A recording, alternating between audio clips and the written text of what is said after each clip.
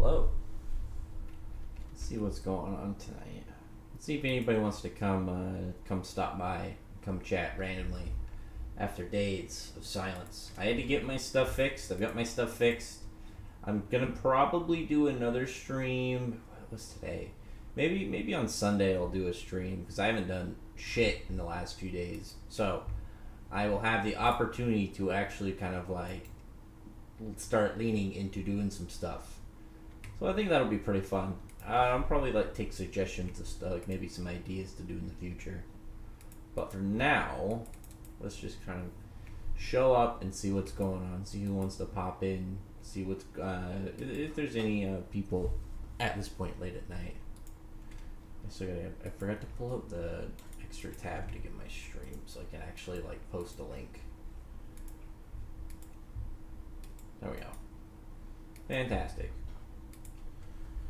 I'll fix my mic. I wish my mic arm leaned back further. It's I really like where it's at. I feel like I should just get something to put it a little shorter or something. Or figure out a better way to angle it. I'm not too sure. Alright, let me post something on this. I was gonna say stream, but I'm messing up on Twitter. I was thinking of what to call the stream, and I was late night or early morning, and I guess that's kind of true, depending where you're at. But what about for the people if some random guy on the other side of the world tunes in, he's it's the fucking afternoon, dipshit, and I just be oh, I mean, I guess technically you're right too.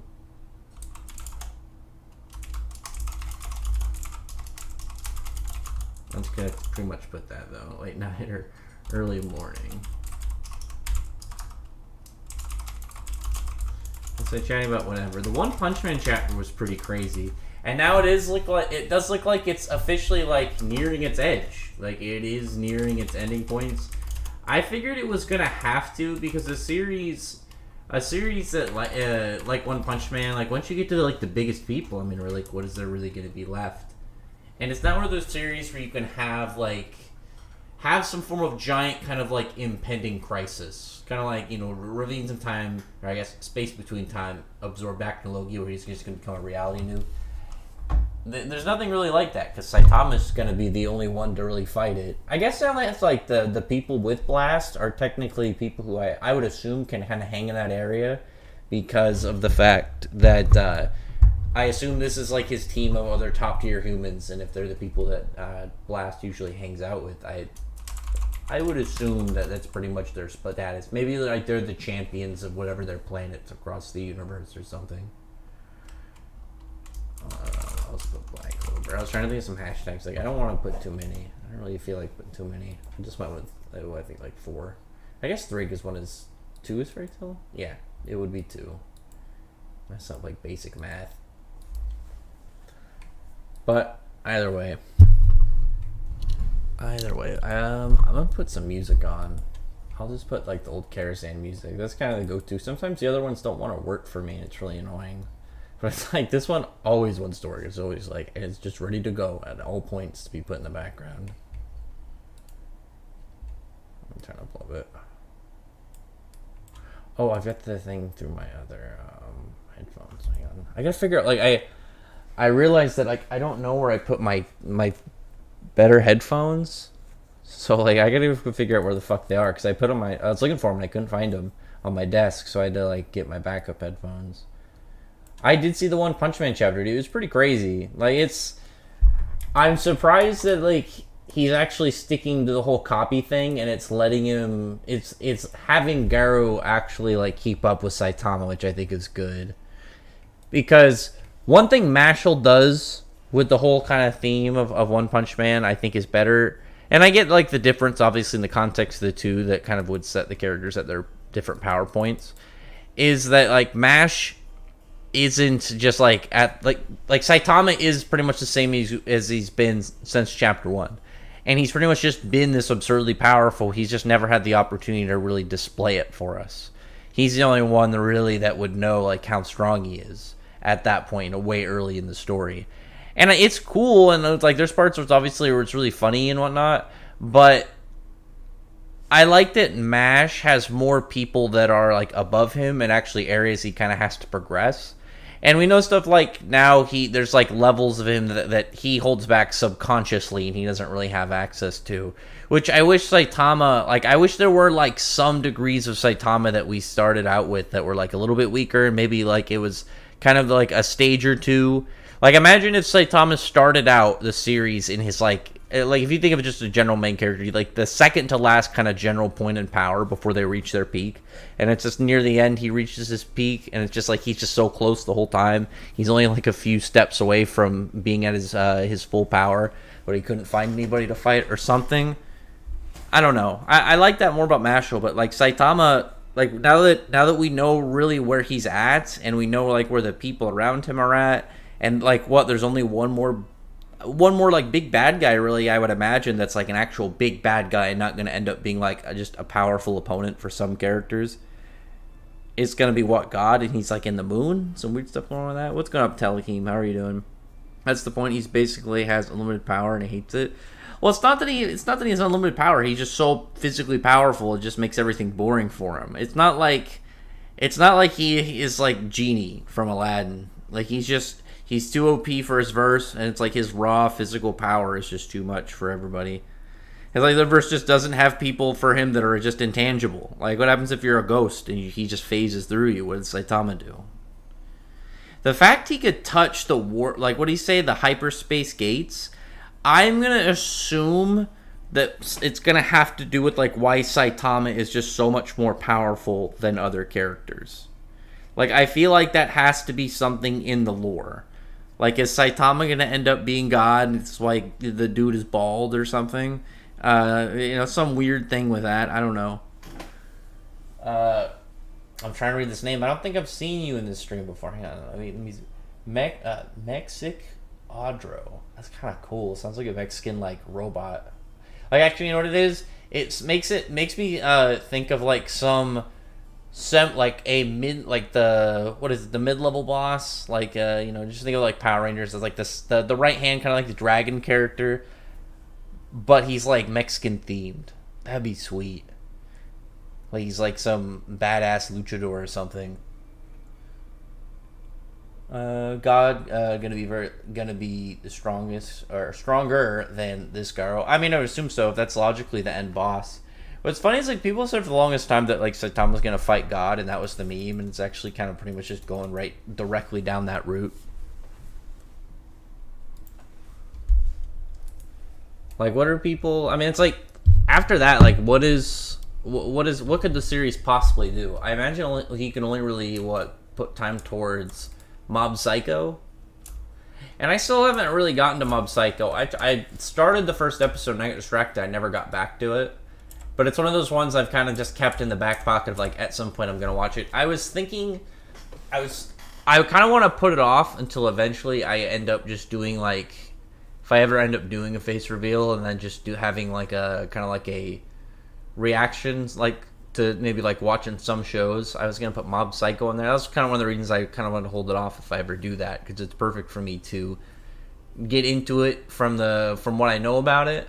And I know it's going to be, from what pretty much for everybody that I know that has partaken in it, thinks it's good. And it's a little bit more of like where Mashle is with MASH than like where Saitama is for One Punch Man. I get One Punch Man is hype, but I'm not as keen on him being absurdly powerful from the start. Because like I get the premise, but for me personally, it's like Overlord, and how Overlord has taken it's finally about to get season 4, and Ainz has had like no competition at all. Like none of his crew really has. It just kind of sets at a weird kind of like non-level of threat or tension when you know that they're just going to completely demolish everybody that they come across. Maybe the conclusion of the One Punch Man will be his origin story, is how he came to Earth. What, God? I mean, maybe, unless it's Saitama. Like, I feel like I'm not against the Saitama, like Saitama as being so absurdly powerful as ever explained, but I'm hoping if it is, it has some just really cool origin. Like, I just want it to be something fun. Like, Saitama's not a deep character, and he doesn't need to be a deep character, so it's like, if you're gonna do some weird kind of twist like that, make it a really just badass one, add some hype to it. Sounds cool, but he's actually a producer. That'd be cool too. Has chapter 67 for Fortnite's come out yet? Yeah, just a fan translation. I like. Oh, hang on. What? Hang on. Oh, member for 3 months. Oh, thanks, Kamano. Much appreciated. I've been so here. I got to give a content update in general because I haven't been able to do anything lately because my internet was down, and I've got it set. I've got it back, obviously. But one thing I haven't really done lately is I haven't made much videos. Even before that, I've been a little scarce. But I'm gonna probably soon, within the next week, I'm gonna just get, like I meant to like a few days ago, but it wanted to, like I was gonna get, what is it, Sony Vegas? I was gonna get the new Pro and just kind of like work through that because I didn't like the video editor I had and I was having issues with it, so I decided just to switch. And I'm just gonna get the Pro soon because I thought I could get it just like start like normal monthly, but they want the like a full year pay up, and I was like, I don't really know how much I want to do that right now. I got other shit I gotta get. Like over this, so I was just gonna like pretty much like the next week or so just get it. It's like that's like 150 or some shit, and then get that, and then start back on videos, kind of get back ahead. And I've got a lot of stuff planned, and I gotta get. There's a lot of stuff I really want to get out before like the anime comes out. Like, and I'm lucky that like none of the trailers have really happened, so some of the hype train hasn't really riled up. So maybe I can get ahead of that. I was so confused because I was like, I didn't know what that notification was for because I don't think I've gotten a member like edition from like Wall on Streamlabs. I appreciate it though, Kenmano. What I gotta do to get you to catch up to Hinoa? I'm gonna catch up on that soon too because somebody said it was ending. Was it you that said it was ending soon? Because I was once the last chapter comes out, I'm probably gonna to catch up the rest of the series. I read more Mob Psycho 100 manga. What I do with the anime, I don't know. I'm gonna. He does the manga too, so it's not his like really rough art style because he's not really an artist. Like he's got some ideas. He's got good ideas, and it's obviously worked out for him in the end. But like his like web art obviously is not it. At this stage, Ichigo and Naruto don't have a chance against Saitama. Seems to. Well, the thing is, like, I would disagree in a lot of ways because, like, Saitama is really physically strong, obviously. But if you can just hacks around that and then hit him with something, you know, that's because it's like he's been hit with some hacks, but I guess it's like the hacks he's been hit with is like not that many, and it's really nothing crazy when you really think about like large scale hacks in like Naruto and Bleach. Once you get to like the most broken stuff. Well, obviously, power level wise, like he's good, but it's like once you run into somebody who can just kind of like really work around the, you know, whatever crazy tricks you have, and just dodge like, you know, physical punches, I think you're gonna be fine.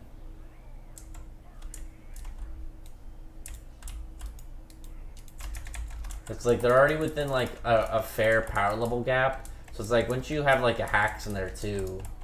Like a hack set can defeat him like through logical things that he hasn't resisted or really dealt with.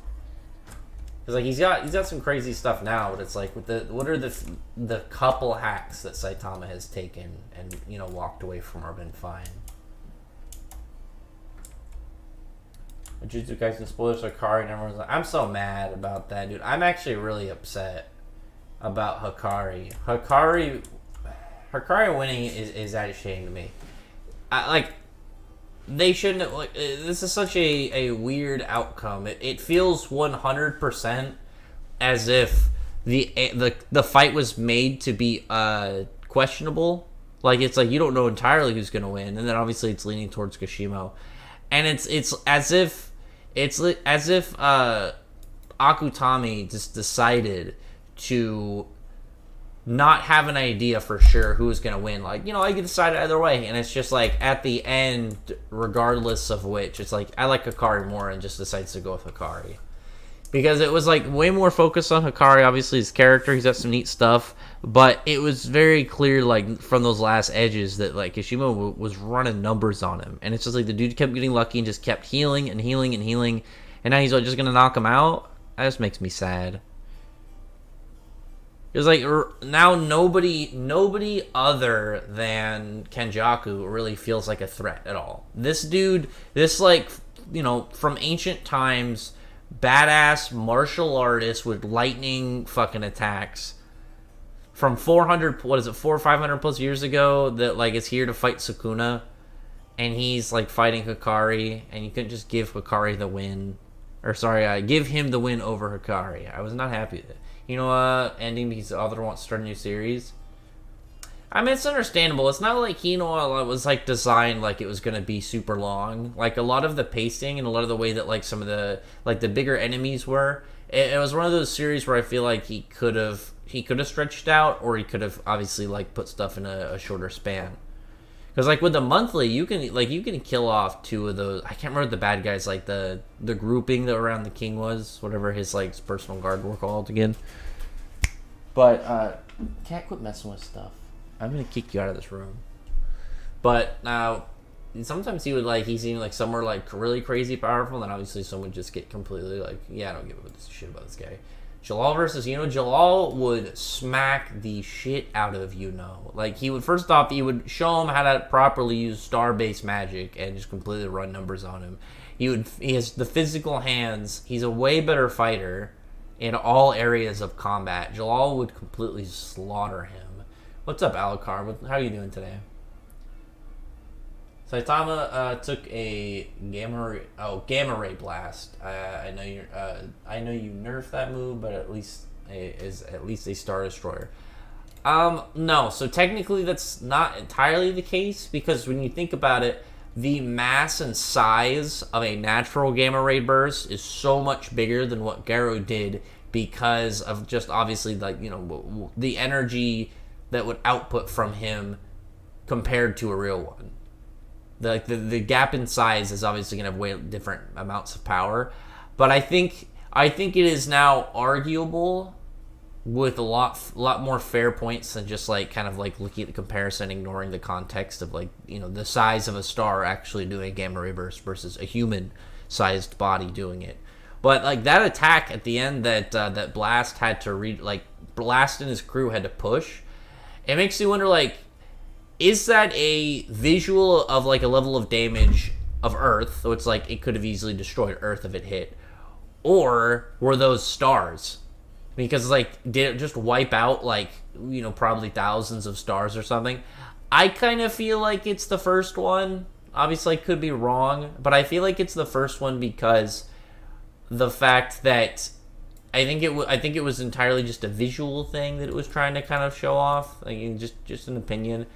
And if that was the case, then like something like them fighting near Jupiter, I don't imagine it's really gonna like attacks from them at that point should be wiping out the planets like nothing. And Saitama's doing serious moves and like something like upheaving half of the moon, actually more than that. I think it was like 2/3 of the moon before they just got destroyed from their attacks. Like, he'd be able just to breathe at it and then destroy it. But, we'll see. Like, apparently we're in the end game, so I could see kind of like some absurd, crazy feats further progressing. What manga are you currently reading? Oh, I started reading Dandadan recently, if I'm pronouncing that right. I read the first few chapters, and I'm going to keep reading that. That's the manga right now that I'm kind of on. I'm glad the Kari fight is over. It's boring to watch. Well, the thing is, like, if it ended with Kashima winning and built him up as like the powerful, dangerous opponent, then this fight would have been sick. The problem is it came down to the wire, and then Hikari winning in a way that I thought was dumb. It's just a little upsetting. The culling game has not been it for me. But the problem I think that it has had is that it's feeling very villain of the week.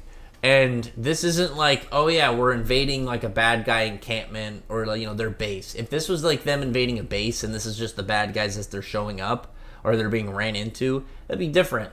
But we're in a culling game where it's supposed to be them against all these powerful people from like ancient times, and I think now we've pretty much seen all the biggest people. I'll go back and re-look at some of the people shown. Maybe there's a character or two I don't remember that was like foreshadowed going into this.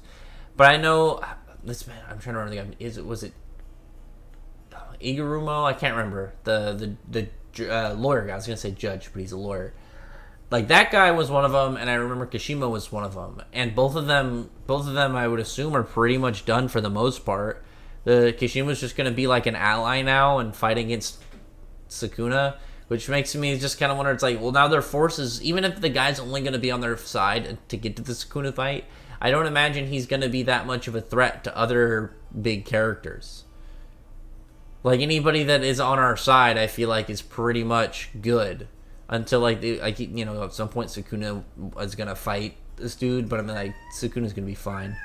Oh my god, this cat comes in here and just bugs me to get in, and then decides she wants to leave. It's fine. Come here. You're fine. I'll open the door for you. Go. Go. Okay, you have a good one. Open the door. These damn cats. Haku versus Toshiro. Haku would blitz him and just turn him into a doll. Like Toshiro, people forget that Toshiro is a bum. Toshiro has so few wins for a character with so many fights. His fights almost always end in him failing to finish off his opponent and then them getting away. Like, it's so common for Toshiro. I thought Kari's gambling was really interesting. I mean, it's a cool power, but to see it how it's like it was constantly he just jackpot. It's neat in the idea of how it works and its functionality aspects. But when you see him just pretty much lucking his way to another win in a character I think who should have won, it's going to be one of those ones where he's just going to be so OP in every fight, and it's like you're not going to get much of a fight with him unless the character's so much more powerful than that he can just run over him. And that's the problem, I think, with, like, right now. There's no real tension, I think, in this scenario. Like, there's no real tension in the Culling game. Because every single opponent they've come across has been either a low-level guy with a good ability that's kind of a fight, but not really, and then guys who are built up and then, like, they just kind of, like, get sit on the sidelines. And there's nobody really for us to kind of get hyped for other than Kenjaku. I think, like, because, like, this arc hasn't been bad. I think so far, just, like, the way that it's been displayed, it hasn't been given... It like the difference between it and Shibuya is we know Shibuya was like a fucking bee's nest inside a bee's nest inside a bee's nest.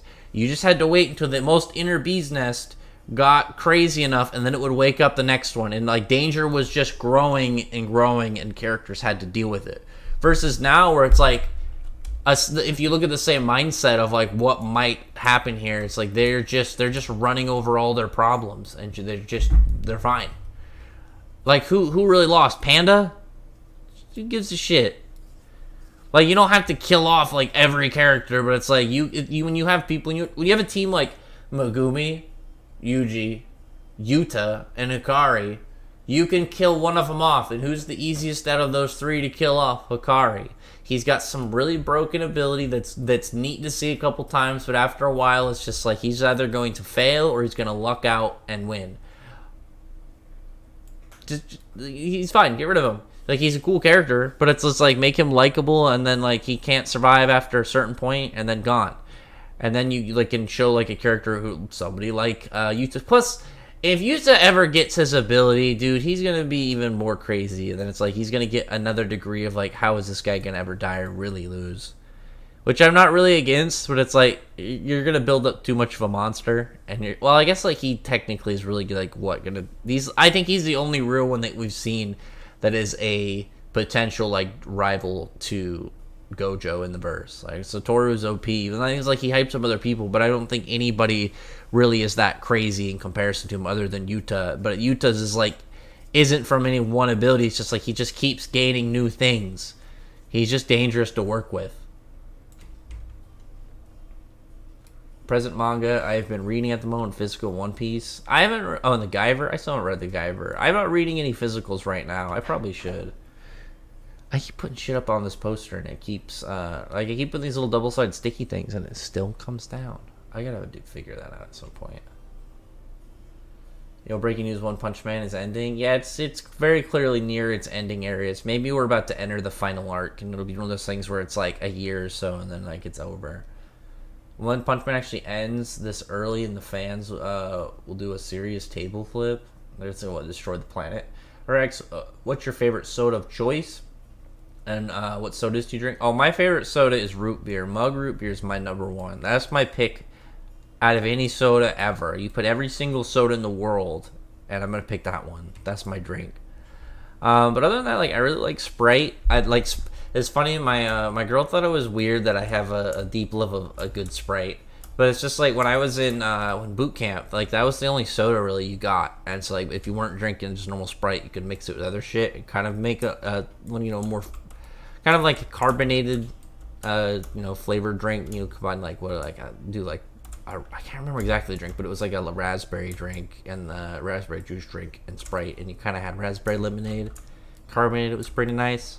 But I just grew an affection for Sprite after that. Also stuff like good grape crush is really nice. And then if you count ginger ale, like a good ginger ale is always welcome. It definitely helps your stomach. I've won so many situations where it's like, oh, my stomach hurts. It's like, let's see if I'm willing to go to, if I want to go to work today, or if I want to stay home or do something. I'll drink a ginger ale. Oh, feeling fine now? All right, let's get out of here. And it's worked for my girl many times too. Like she'll complain, tell her to drink a ginger ale. She says not gonna work. Hour or two later, it works just fine. Misaki against Byakuya. Misaki's scale's so much higher, but I feel like Byakuya could put her into a trap because she just is not gonna. She's gonna do the same thing, or she doesn't take him seriously, and she's just gonna take too long to really figure out. Like, okay, maybe this character is gonna be a threat if I let him be a threat. The strongest Sterner Natsu and Suzaku can beat. I mean, you put that level of just general stats, and then you have Natsu's ability to burn concepts, and they're gonna clear. I don't really see. When you look at really the peak of them, it's not peak of them. When you look at the peak really of the Stern Ritters, like the top person is like the top people are demigods. Natsu's beating actual gods. Like he'll be fine. Because when you get to like concept burning fire, they're just gonna run over him. Natsu is not to get a buff every arc. He hasn't gotten a buff this arc. He didn't really get one last arc either. He had like the Elentier critical magic buff. That's kind of like just like a base buff. Just gets like a small boost. And he didn't get anything in. He didn't get any boost in Drasil. Has he had a boost at all outside of the one they got forced upon him by Ignia? Like an actual boost? Not really. Like, really, when was the last time Natsu got some form of, like, really crazy power boost? Oh, do you think Cobra will come back in the 100 Years Quest? I feel like if Cobra is ever going to come back in the 100 Years Quest, it has to be, like... It can't be something that a character is going to randomly set up, like Jalal or something. Unless it's Celine, because Celine is an exception to stuff like that. She'll just do what she wants, and she could literally just make any character show up into this arc if she felt like it. But, like, outside of Celine just deciding, like, add another Dragon Slayer, name one, and then she just can, figure out where he is, teleport him there. I feel like otherwise Cobra has to somehow figure out how to get here and have some reason to show up and do stuff. And just really quick, I'll go fast this one. Really appreciate everybody's here. If you could, thumbs up the stream, thumbs up the stream right there and the like button. And maybe subscribe if you're somebody who hasn't. And I would really appreciate it if you would be so kind as to throw, maybe a super chat my way. Even $1 is appreciated. It's not required, but it does help the channel. And like I said, I got to get stuff back on track. And I would, some motivation would be a plus. You don't got it, though. Or you could hit the join button and become a member. Member also is really good. Those are only 2 tiers, $1 and a $2.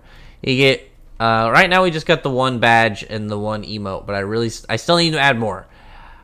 I gotta put some time aside pretty much to just work on the channel, and that's something I'm gonna do soon. I gotta finish getting some school stuff set up, and then after that I'm probably gonna start really putting a lot more time on the channel. I'll probably put some before that too, just like a bit to kind of get a little bit caught up, and then I'll probably do some stuff back grind, and then after that I'll kind of just put some up and try and cruise for like making content, and then having a bunch of videos in the back to kind of like take a day off, put a video out. predictions after Dogramag arc ends. I assume that'll have to do with whatever Ignia and Suzaku, Ignia and Dogramag's plan is, like whatever's going on with those two. There's too many plot points for One Punch Man, and is there? I can't really think of any, but I mean, like, I guess I'm not deep into the One Punch Man plot. Not saying he's lose an arm or something. I don't know about losing an arm. Like, I don't know if really if you can do anything like permanent damage. Like, if Natsu was going to lose a limb, like something like a leg, and then like kind of like fake it, kind of like how like you have, like imagine kind of like how you don't see his leg but it's fully covered, and then eventually you find out it's like a dragon tail, and he is, he's got it in a pant leg for a leg, and he uses it kind of like a foot. That'd be kind of cool if you do something like that, but it's like, that's the only thing I could really see. I don't see Natsu losing an arm. Do you think Natsu can burn concepts at will? I don't think you just do it normally, because the only time we've seen it is with his Savage Dragon Fire, and he fire like above that, which has burnt his arm. So it's like, I don't think he can do that just any point, because the only visual indication we have for it is his fire gets so hot it burns his own flesh. Ichigo destroys Natsu. I don't agree. The problem with, like, when you put the two against each other, Natsu has a direct ability advantage. The fact that he can burn magic, and you put energy equalization, because that's a normal. You obviously, energy equalization, in every fight pretty much for me, I'm just going to go with energy equalization. It's a standard. It makes sense when you do cross bursts. So Natsu would be able to do stuff like burn Getsuga Tenshos and equivalents. On top of that, Natsu has more experience. He's a better fighter on his feet. He's got more techniques. He's fought way more opponents. He's fought a way more large array of diverse opponents with diverse abilities. And when we saw the Suzaku fight, Natsu can block a sword just fine. Natsu can block swords against somebody with like higher levels of damage than he has. And on top of that, Natsu's going to be doing all these at the exact same time. And he's going to be trying to attack with fire that can burn, that would be able, because of equivalency. And I'll say, because before somebody's like, post feats, but it's like, I could say the same thing of like, when has Ichigo ever been near fire as hot as Natsu's? But yeah, with energy equalization, he'd be hitting him with fire that would burn his Ryatsu. Any Stardust predictions? I really want to see Scorpio and Capricorn, because she should then at that point just be like a dual wielding, sword skilled like person with physical like high levels, or I think it'd be even cooler if she combined. Imagine if she combined Taurus and Cancer. I was like getting it mixed up. I said I think I said Scorpio instead of Cancer, but Cancer and Taurus, and it's like she combines them into one massive great sword and just doing like mega strikes, and they're like looking like Meteor Blade. Ichigo isn't faster than Natsu, and he doesn't scale higher. Here's the thing: you look at their one-on-one feats. Look at one-on-one feats. Look at where Natsu's been at, and then really when you look at Ichigo couldn't fight Yhwach one-on-one at all. He couldn't even fight Askin one-on-one. Askin low diffed Ichigo, and it wasn't a problem to him. Like who out of the Schutzstaffel could Ichigo 1v1 if he couldn't beat Askin? Pernida? No. He's not beating Lil Baro. He's not beating Gerard Valkyrie. The only reason he was able to beat Yhwach even was because of multiple things. Aizen, Uryu, help from Orihime, and help from Tsukishima. Ichigo couldn't do that on his own, and Natsu had some help, obviously, like Lucy messing with his book. But all the feats in combat, he did himself. He didn't need another character to show up and give him support and like block attacks, or a character to mind control the boss in order to land a hit, or a ability to counter, like an arrow to completely counter all the dude's powers so he can land a hit on him. Not to destroy. Oh no, Ichigo's. So Black Coffin wasn't a dimension. Black Coffin is a box that essentially increases gravity to the point of a black. It has like the equivalent of a black hole. Natsu already burnt a black hole from Blue Note, if you want to use that argument. And on top of that, again, Natsu's broken out of dimensions. He's broken through dimensions before. He did this with Genesis Zero twice. Let me see.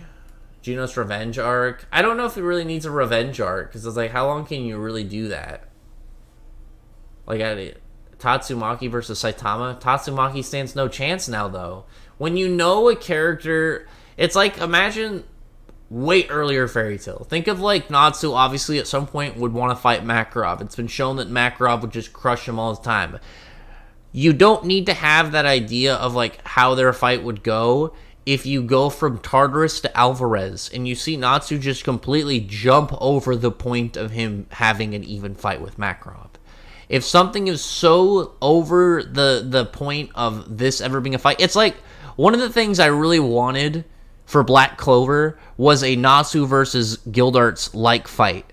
Either Asta fights Julius or Asta fights Yami, and it just puts that power gap into effect, and you have one of those moments that's like, okay, well, now I want to see, you know, you're going to get something later where maybe they fight and they're about even, and then eventually Asta's stronger. You can't have that same setup now, because Asta, there's no shot if Yami and Asta fought that Asta, like, that you couldn't get Yami to do to Asta what Gildarts did to Natsu, because Natsu at the time was not that strong. Like, this was before, obviously, the Grand Magic Games. He wasn't even really close.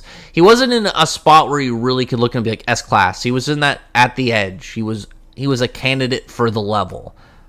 And his, obviously, is in, like, for them, him as an overall wizard, but, like, him as at a power-wise was completely at that general level of getting in. He just didn't have, like, more of the strategic, like, kind of, like, value and intelligence of, like, Levi or Freed would have. But, obviously, like, they would do different quests, so that would make sense. Because, obviously, it's not like every quest is going to be go fight a powerful, you know, boss character. Some are just going to be really difficult, and somebody smart would be able to get through a completely different, high-level task. Just depends, I guess, on the quest. Let me see. I mean, it's like, yeah, think about Ichigo's 1v1s and think about Natsu's 1v1s. Like, really, come on. Ichigo does, tell me a physical strength feat from Ichigo that is anywhere close to Natsu landing punches and stalemating hits with Alderaan. Like, there's zero things that Ichigo has for physical feats that come close to that. You can say Natsu kind of has a OP-ness like Hikari. The problem I'd say with Hikari's thing is Hikari's is based off luck, and at a point, it's kind of like Yu-Gi-Oh! Because from a writing standpoint, you cannot write luck for a continuous story.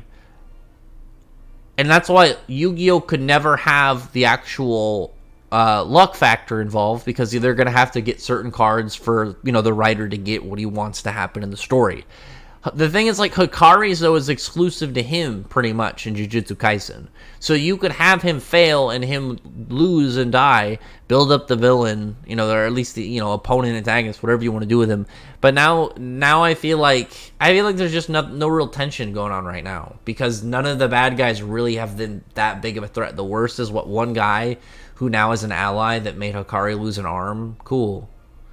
I won't be surprised if he somehow gets it back later in the arc. Like, he gets his, maybe the next time he fights, he uses his domain again, he gets a jackpot, bam, his arm's back.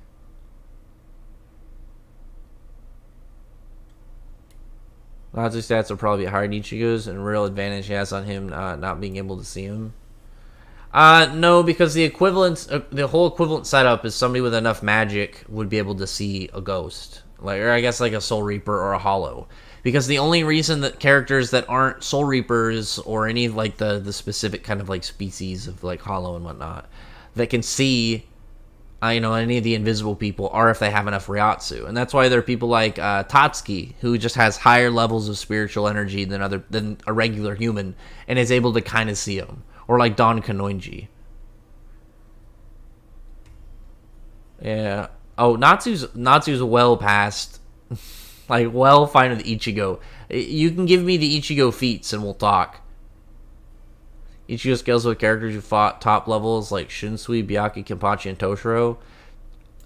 Shunsui didn't beat Lil Baro.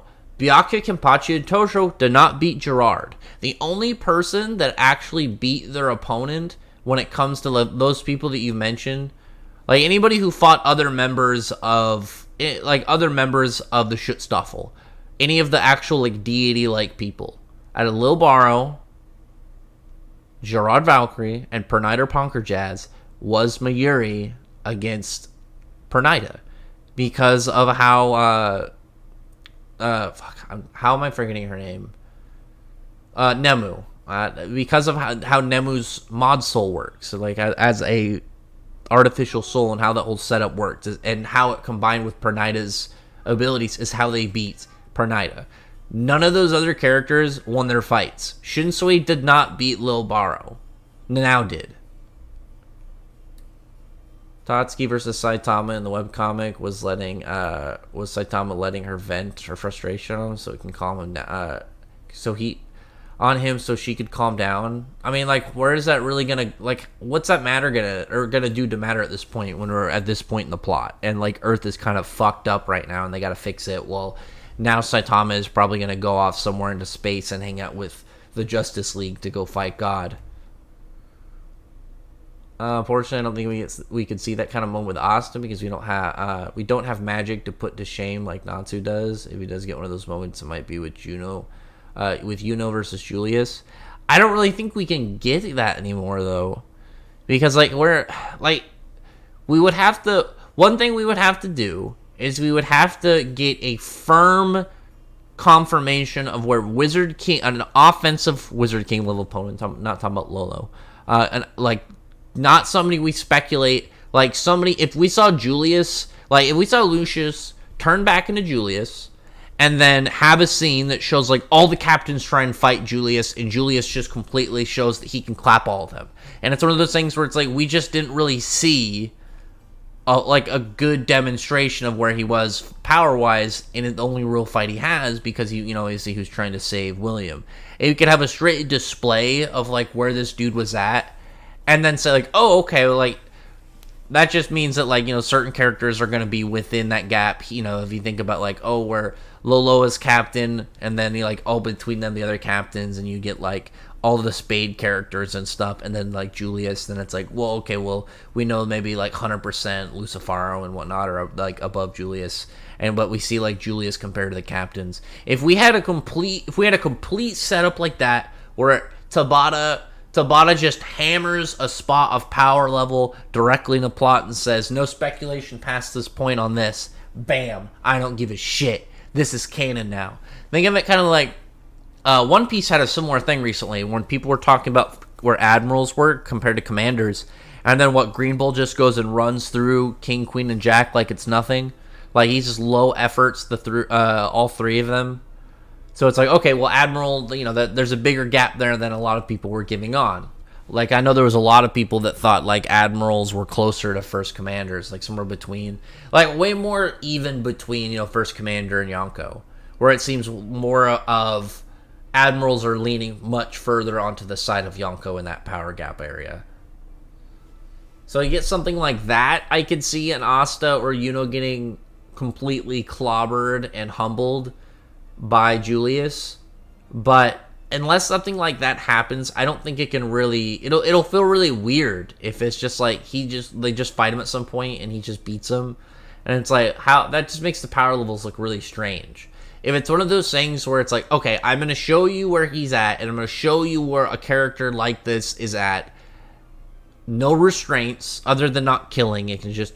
Like in a way that like maybe he develops a new spell that like is an offensive way to chronostasis people, or just something kind of like does damage, but it's not like maybe he's just like grabs their other spells and like throws them into each other so he can kind of like time lock and then use that offensively and just runs through all these characters, shows they can't touch him, heals any damage even if they do.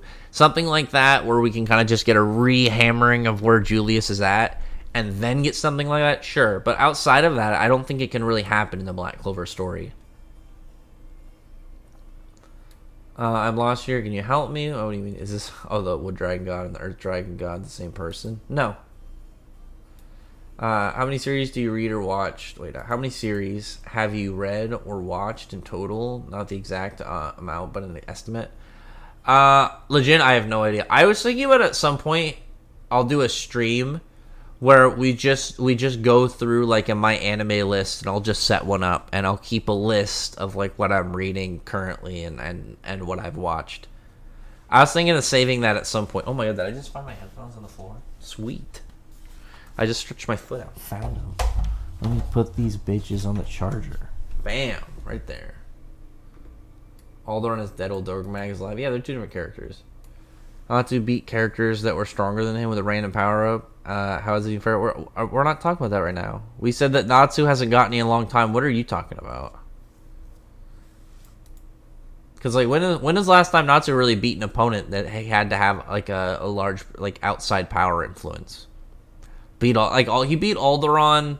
Obviously, Alderaan was not at his full power. I would consider, like, Human Selene and Alderaan in his weakened state to be probably around the same level. I think that would make sense by what we've been given between Suzaku and compared to, like, Selene and Alderaan. Because, like, I feel like where they're at, if you swapped them, put Natsu in that same position where he was, where Suzaku was with Selene, and then have Suzaku fight a weakened Alderaan, I feel like they'd both win. Put Natsu in Dragon Force, have him be serious, and actually, like, take down Selene. Obviously, Human Selene, not the same, but still good enough. EOS Eyes versus Natsuzaku and Thunder Dragon King Laxus. I mean, at that point, I feel like they could just nuke the whole area and just take him out. The thing about Natsu versus Aizen that's really weird is hypnosis. I don't think his hypnosis would work because Natsu's shown he can fight without thinking whatsoever if he gets mad enough. And if Aizen does any of his reveals that you've hurt anybody, like imagine the whole scene, imagine the whole setup with when the captains try to fight him and he mind controlled all of them to attack Momo. You do anything like that with Natsu, and he's gonna fucking snap into E&D. He's just gonna become a senseless destroyer, and he's gonna completely maul Aizen, and Aizen's gonna get his shit pushed in. Like, that does not work with Natsu. Like, that's a bad idea. Like, that's just going to, like, you're just pretty much giving him a power up, because it's one that exists, but it has to be triggered. Natsu can't just do that whenever he wants to. But if you trigger it, then that's that. Sukuna versus Hitachi. I got Hitachi.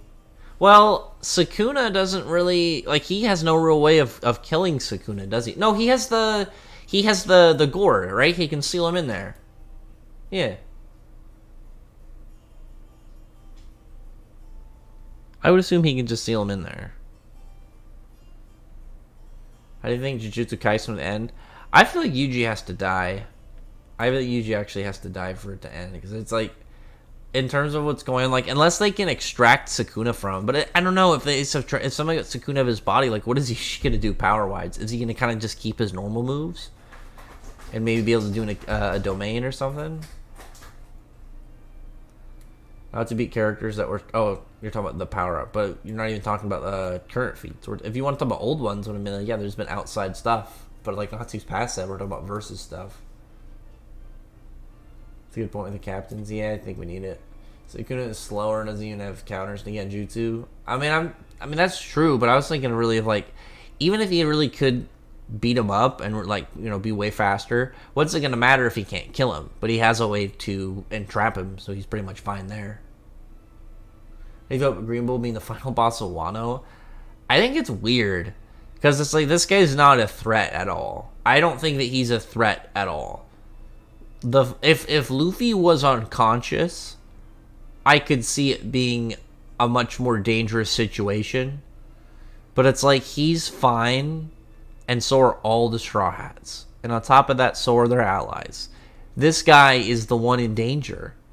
Like, he's completely in danger. The main issues with Natsu is that he never lost a fight. What? What the fuck are you talking about? Natsu hasn't lost a fight. What was Natsu encountering Suzaku for the first time to you? Like, what do you think? Like, was that not a loss? Like, do you really don't think... What was Natsu versus Hakune? Did Natsu not lose? Like, what are you talking about? How does somebody thinks Jiraiya beats Itachi? I actually be really curious about that. Because, like, what are all... I gotta look at all of Jiraiya's abilities. Because, honestly, I feel like it's one of those ones that I could actually look at and be maybe. Maybe. Just because, like, this character isn't just powerful. Jiraiya had a wide array of different jutsus. And Sage, like, I can't remember all the stuff that Sage mode and, like, the natural chakra and stuff does. But I remember it has a lot of, like, general benefits, right? I haven't reread the stuff, like, through areas with, like, specific Jiraiya, like, content, lore, like, stuff like how natural chakra and all those things work in a long time. I'll do it again at some point. Yeah, he's got the sword in the gourd or whatever, right? Or the sword and the shield. I can't remember exactly what they are, but when he's in his Susanoo. Maybe I read this one. Odin and Kaido is my theory who will fight Green Bull. I mean, Odin's dead. Don't interact with my anime list community. I'm not gonna like go to like try and converse with the website. It used to be one of those things because of how the functional setup of the website is. You know, it's the best one for probably keeping track. That's like the most mainstream too. Hitachi doesn't have defense against domain expansion, so that'll be interesting. I feel like he could just dodge. Like, there's nothing stopping him from literally just going out of the range. Joel versus Laxus. The pipe dream match. I know a lot of people want that. I feel like it's just Mishima knows that at some point he probably has to do it, and he just like doesn't really know if he wants to do it. I want Jalal to win. I feel like Jalal would win too, because it's like if you compare the two characters, like they're both really, really good characters. They're both fan favorites. But really, when it comes down to it, I feel like Jalal would win. I feel like he's way smarter in terms of fighting. He's he's been doing this longer. On top of that, he's got a much wider set of ways he can fight, and his utility is really high too. Obviously, Laxus is going to come on him in one way, but I feel like Jalal will be fine. But are you crap the gamer racks? I don't know what that means. Annie list? We'll look into it. He uses it to break the genjutsu. I don't know. I don't think Sukuna's got it. I think Sukuna would. You're talking about the Jiraiya and Hitachi. It depends on the what Hitachi it is. If it's sick Hitachi, it's possible. I mean, if Hitachi's sick and can only do so many things, then I think Jiraiya is fine. Like Jiraiya, I feel like Jiraiya with like going into it, I feel like he would have a much better handle going into the fight, knowing what Itachi can do, and becoming prepared for it. I think he has ways that he can figure it out. Like obviously Itachi is OP, but it's like I feel like Jiraiya's like a maybe. I feel like Jiraiya's like I could see him winning in some ways. But obviously, Hitachi is just directly more of the go-to. Jalal's my favorite, but I feel like Laxus would because he's a member of Fairy Tail. I mean, Jalal's about to join the guild too. I don't think that really matters. I think it would come down. I think from what we've been shown is consistently, whenever in the same arc, or we're shown within a reasonable time frame that Laxus is not as powerful as Jalal. I don't think so. Like, at what point in the series, when we're actually seeing what these characters are at, does Jalal seem weaker? Not in the first part. Not in the first part. When you look at their fights, Jalal was way stronger than Laxus. It wasn't even close. And he was a way better fighter. He had way more to work with. And then what? We get to... You go to Grand Match of Games. Look at Jura. Jura's a good visual point to say, okay, how do you gauge these characters if they never fought or really did anything directly side by side? They both fought the same character. Jura had so much better of a time with Laxus than he would Jalal. Laxus, the first time he charged up to Jura, slap down. Slap down, no problem. Easily able to react to him. Jalal uses Meteor. He's blitzing around Jura easy. Like, he's way too fast for him. Jura is able to keep up to a degree, but he's clearly not as fast as Jalal. Bam, you look at what? You look at Tartaros. Jalal is able to clap 4 members of the Oracion Seis at the same time. And when in direct combat, he's fighting 3 of them at the same time. Like, Laxus destroyed Tempesta. It was base Tempesta. But if you want to look at, like, where he was at and characters where he was at, when you look even at, like, Urza and Mirajane, people within that somewhat kind of comparable range were still only around what the general level of, like, being able to 1v1 a full power Demon Gate. Like, Lax obviously is stronger than Urza and Mirajane, but could you look at Laxus going up against, like, Silver or Kyoka, especially, like, Kyoka, like, fully in Aetherius, and, like, what, like, Laxus no diffing him? I don't think so. I don't think that would happen. You put Laxus Sirius against Silver and Tartarus, I would probably get to Silver, to be perfectly honest. Whereas you put Jalal against Silver, it's just like Jalal just looks better. Whereas, like, you go to Alvarez, who is the one that completely was making a Spriggan shit their pants. Not from, like, hiccup there. Not from, like, Wall's whole scanning and analysis system was freaking out because Laxus was breaking parameters, what they predicted and what they formulated. But, like, Nineheart was seeing the sky change and Jalal just getting pissed off, and he was just like, oh, fuck. This is not good. Like, he had the response of what God Serena should have had. Like, when God Serena saw Acton Logi, that should have been him. Oh, fuck. Like, just imagine that. It would be like if you literally went to sleep and ran into Freddy Krueger, you'd be like, God damn it. Like in reality.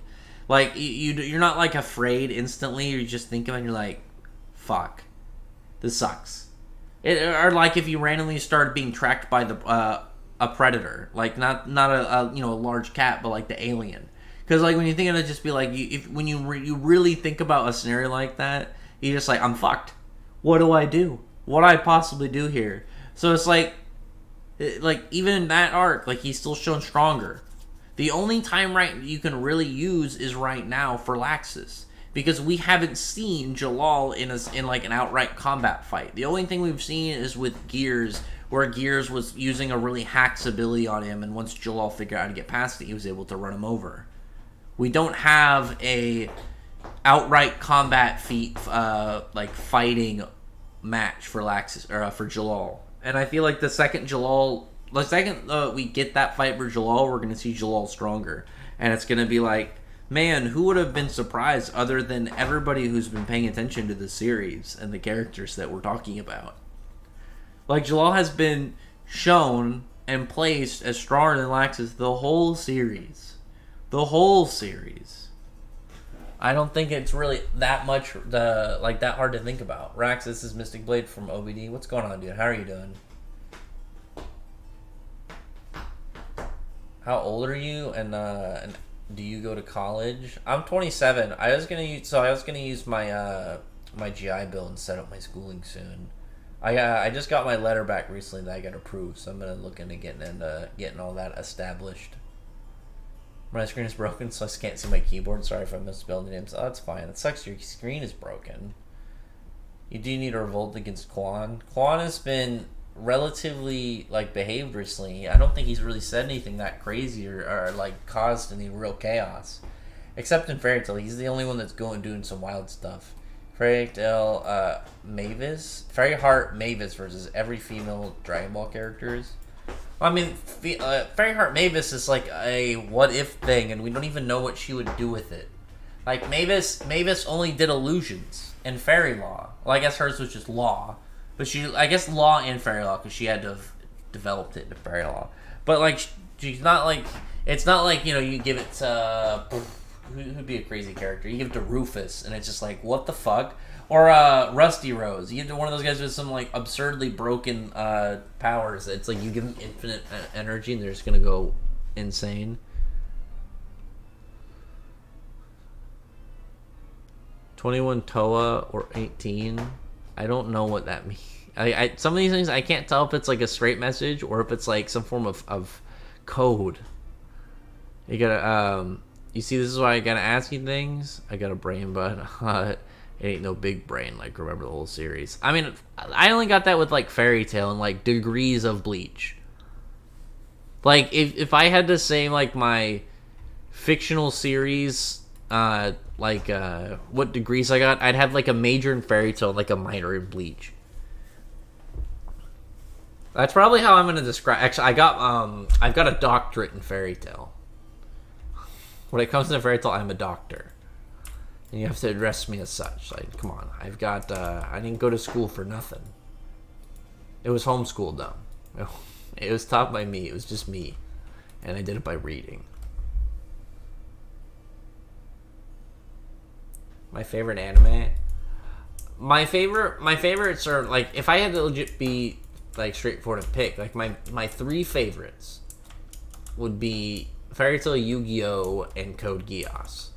Like, those are probably my three favorites. Like if I ever had, like, just ones that I wanted to go to, like, I could watch these episodes right now, I'd pick one of those. Like, Fairy Tail and Yu-Gi-Oh more so, because there's obviously way more episodes. And I feel like with, like, how Code Geass is like, a lot more dramatic in a lot of areas. Like, it's a better one to not rewatch as frequent. I try to rewatch it, like, once every other year, sometimes once a year. Whereas, like, I'll watch, like, Fairy Tail and Yu-Gi-Oh, like, probably, like, sometimes, like, 2 times a year. Usually once a year. My normal thing, though, with Fairy Tails, I'll just, like, except I don't watch, like, the Fairy Tail ones in order at all. I'll just watch, like, an arc at random intervals. I'll just be like, I feel like watching this arc today. Fairy Arachnology with the space between time. I mean, if you got Fairy Heart 2, it's just like, how much more powerful could they make him? Like, he would just be somehow even stronger, but it's like, how do you really, like, quantify it for his strength?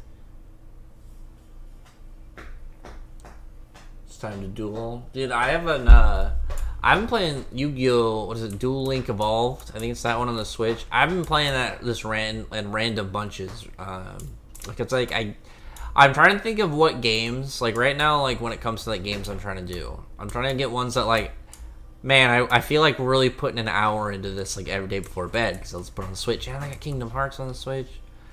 And my PS4 is starting to not work. I'm really sad. I'm really sad about it. My fucking PS4. I've had this PS4 for years. I can't remember what year exactly. I think I got it in, like, 2014 for Christmas, and I've just had it. And it's starting to just eject the discs for no reason. Just its own decision. What are these cats doing? Hang on. But it's just making me real annoyed, because I just don't like seeing it starting to break. It's just bumming me out. Whereas, like, my Switch is just fine. Hold on a second. I'll be right back.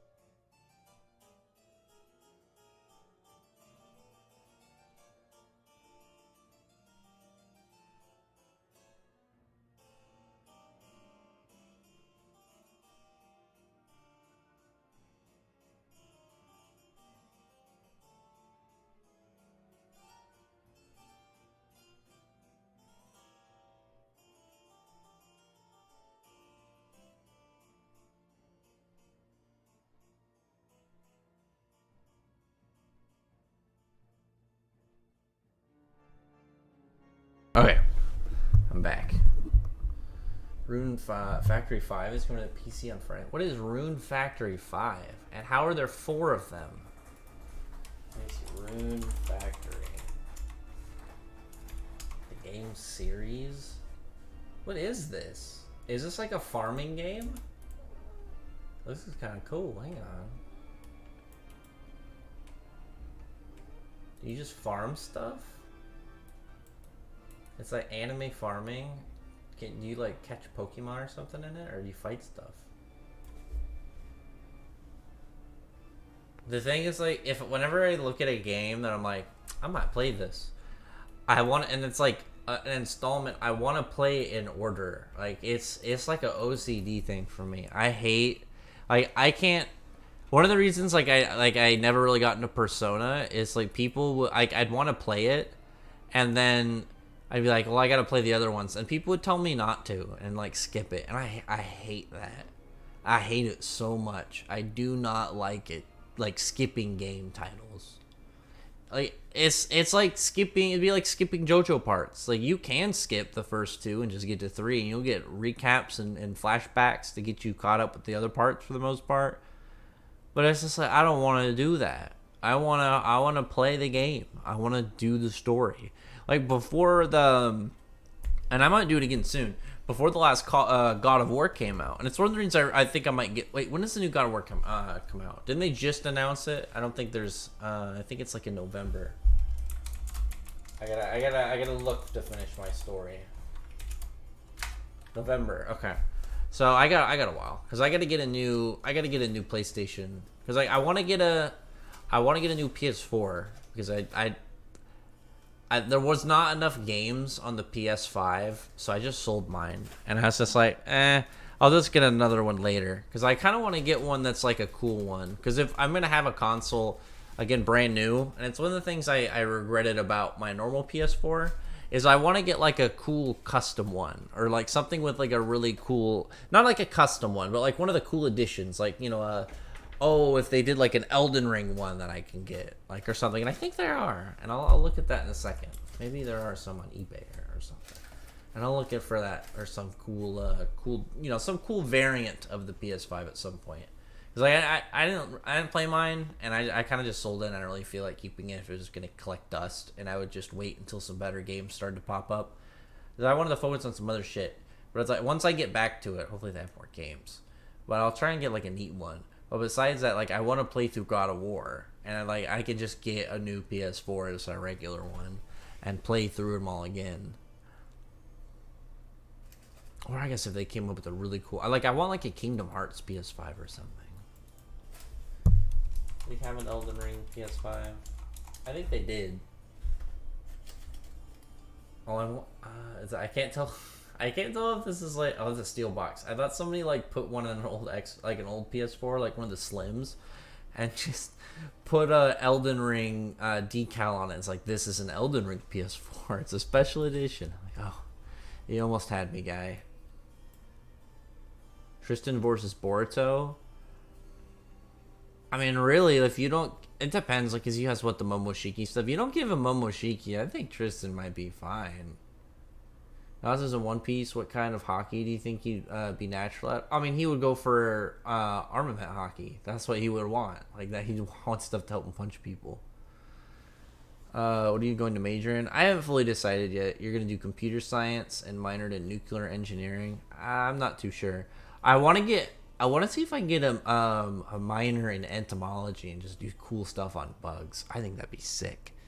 But other than that, one thing I'll share. This is a late night stream, so I'll share an idea with you guys. One thing I really want to do is I want to get a 3D printer and do like custom figurines, because it's like, think of the characters out there that are really cool that they don't make figures for. And it's like, maybe not like one of those giant like ones with like the resin around it. They're like hundreds of dollars and they weigh like 50 pounds. But just like a regular one that you'd put like on a desk or like in a behind a glass case or something. Just like a really neat one. And just 3D print one out and then just kind of get somebody to color it, or like maybe learn how to just do like general painting and make it look nice, and then sell those and kind of do it like a hobby job. I think that'd be really cool. So I was thinking of like what in school I could look for that. What could I do in school that would help with that? If there's anything that can kind of further that idea. Maybe not like a major, unless like I could directly unless I could somehow turn that into like a business. Probably not. Otherwise, just do it as like a back burner hobby. I was thinking about it because that'd be cool. It's like I would never have to worry about like, are they going to make a figure of this character if I could just make my own? I could make a 3D model of Marg Gear sitting in his chair and figure out how to 3D print it all out. Larcade versus Dory, who do you think would win? Larcade scales absurdly higher, and it's like straight light versus dark too, so like he's just gonna ability counter him on top of everything else. Like he could block Doryu's attacks like he blocked Kagura's. And that makes me sad. Doryu's like my favorite bad guy in Rave Master. Like he's not like he's a very straightforward villain with the whole, he's pissed off. There's a lot of darkness in the place.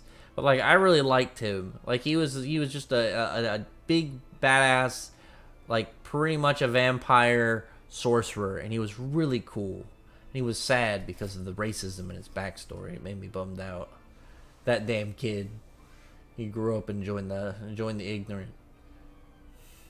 That part made me so sad. Like every time I read through that part, it makes me just be like, man, I'm not like that part. Just that, like imagine seeing that from his perspective too, as he just sees this dude. That at some point he's like, this is a good kid, and then one day he's just like, man, fuck your kind. Like, oh, wholesomeness just completely demolished of that whole memory.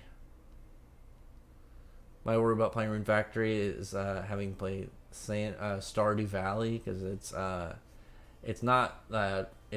fun. I'll look into it. It looks neat. What do you do in the game? Do you just grow shit? My girl might like that. I'll look into that. Maybe she'll want to play that game, and then we'll play it, and we'll maybe try the older ones. Persona games are not directly connected story-wise, and the olders have outdated mechanics. I mean, the old mechanics I don't have an issue with, unless they're like absurdly annoying to the point I can't do them. But it's like, I want to know about the older stories. I want to know like what made this genre famous. And it's just like I don't really want to just get into a story that's just like what it resets every time. Because it's not like Pokemon, where that's kind of the point of Pokemon. You're playing as a different kid, you can design your own adventure. But it's like if I guess I can't really say, because I don't really know the context of and content of the series, so I have no idea if it'd be like, oh, it's it's some form of part that connects, that's a recurring theme, or I don't know. Iggy was scared of Acnologia. I think he was. I bet he was, actually. Like, I know he doesn't act like it, but I feel like it's just one of those things where it's like, you just know. So, like not like we know that he is. I feel like for him, he would know this guy would still fuck me up, so I gotta be careful. Maybe he finally did reach that point, and that's what he's gonna demonstrate in the future, but who knows? So many series endings soon. I know. Well, I mean, like, for Black Clover, soon is, like, it's gonna be, like, 3 to 4 years. Whereas, like, I feel like My Hero could be this year or next year. Same thing with, like, Jujutsu Kaisen and One Punch Man. Dogma dies this arc. What do you think about Iggy's reaction will be when he doesn't show up there? They're playing a meeting spot. I think he'll be a little bummed out. It's like, this is the only guy he considers a friend. But I think he'll be a little bummed out. But from his side, he's not going to really be too moved by it. Because for him, like, your friend dying in battle, in a fight, that's more of those things you're not really going to kind of be too broken up over. It's like he put himself in that situation. Like, do you remember Game of Thrones? What was it? What was the guy? The spear dude. I can't remember the names. But like from the Sand Kingdoms, like the whole desert people. Oh my god, I can't remember his name. That guy was really cool. But when you think of a character like he ended up dying in that match, and like, what was it? I think his wife and daughters wanted revenge. If I was him, I'd be so pissed off. But it's because, like, you guys don't get revenge on people when I put myself in a situation and I died because of my own decisions. Like, and on top of that, it was like a duel. It's like, you don't try and, like, backstab stuff like that when, you put your honor on the line for a duel, and it's like you lose. And you're not going to get mad because this guy lost in, like, a battle of honor and combat. It's like, it's petty. It ruins it. You're gonna be shitty about it. You gotta keep in mind, like, this guy wouldn't want this. Like, just go the fuck home. Yeah, oh my god, did you like Death Note? I thought you were talking about I thought I was still gonna knock this over, but I thought you were talking about, like, specifically now they're gonna do, like, what, the live action one. Buy some of those off if you get that printer. That's what I'm thinking about. I feel like it'd be really cool. It's like, imagine it's just like you have somewhere, it's like, you're not gonna get You're not gonna get some like crazy one, but it's like, you know what I mean, when you get like, what is it, like that, I don't know, 50 or like $100, $200 ones, or the ones that they're not like outrageous, but you know, like, oh, that's really cool, it's fine quality, but you get custom. So it'd be like, it would make sense why I could charge like what it would take like a normal one. But like, imagine it's like, oh yeah, a figure of this, you know, set size and quality is usually like $50. But it's like, imagine you get a custom and it's like, okay, only for $30 more or something, you can get whatever fucking character you want. And you could get literally like, oh man, I want to get who's like a neat character that like there's no way they would have a figure out right now.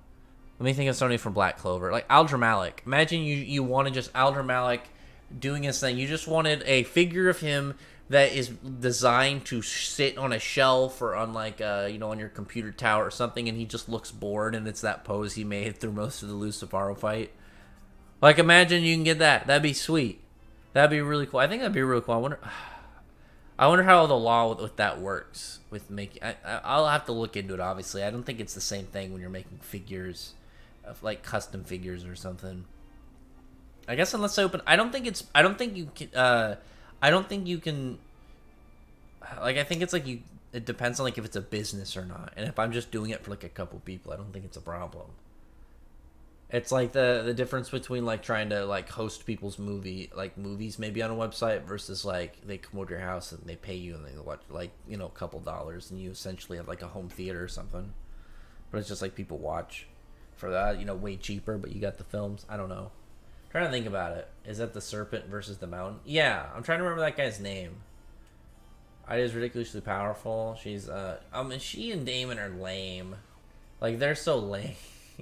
We need a video game that combined Raymaster Fairy Tail and Zero together. That'd be really sweet. Like, he should make Heroes into a game. Acnologia is way stronger than Dragon Gods.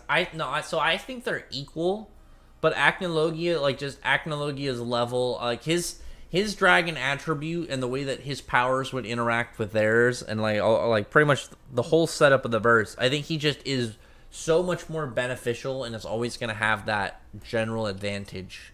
Because when you think about it, all of the magic in the air would be part of like what he can do. It'd be like if Natsu went somewhere that's always on fire.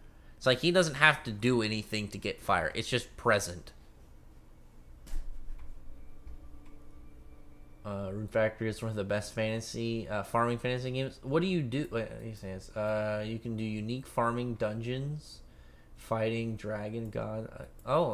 Maybe I'll try this. I'll try to, like, it seems neat. If it's like kind of like a farming, kind of like little build your own little zone game, plus it has like a combat aspect. My fiance, she really likes like those farming games, so maybe let me see.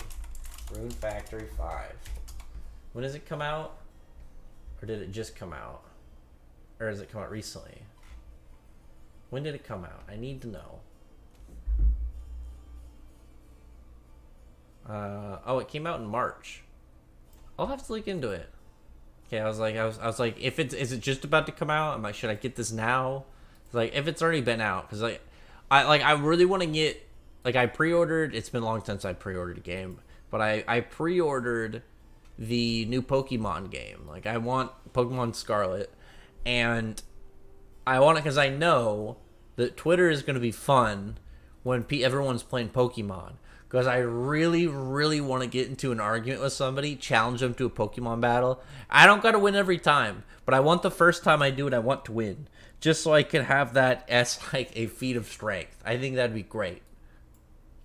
That's the plan, and I'm hoping people join in this. I think it'll be a lot of fun. I think that Shirley was a worthwhile character in the original Code Geass series. I think she was fine. I always liked Shirley. She wasn't like my go-to in the verse, and it's like I obviously would rather Lelouch go for like Karin or C2, but it's like, you know, Shirley was a good girl. She was a good girl to root for. You knew that she didn't have bad intentions ever for Lelouch. Code is one of those characters stated to be powerful, but he hasn't shown any high level of power. Do you think he's stronger than Jigen? We have no mind of your own. I mean, he's got a cool name. His design is cool. His power is pretty cool. It's nothing crazy, but it's cool to see. but it's like they don't want to give him like demonstrations that give him that level of hype. Like he just looks bad every time. I did not know Rune Factory has dragon gods. Apparently. Have you seen Kaishi? No, I don't think so. I wish Rax would read entire comments because he completely lost the context of the I comment. Sometimes I do that. Sometimes I read them all. Sometimes I'll just like, I think I got this guy's comment. Let me respond. Listen. Damon and Ida are just... Ida's not so bad.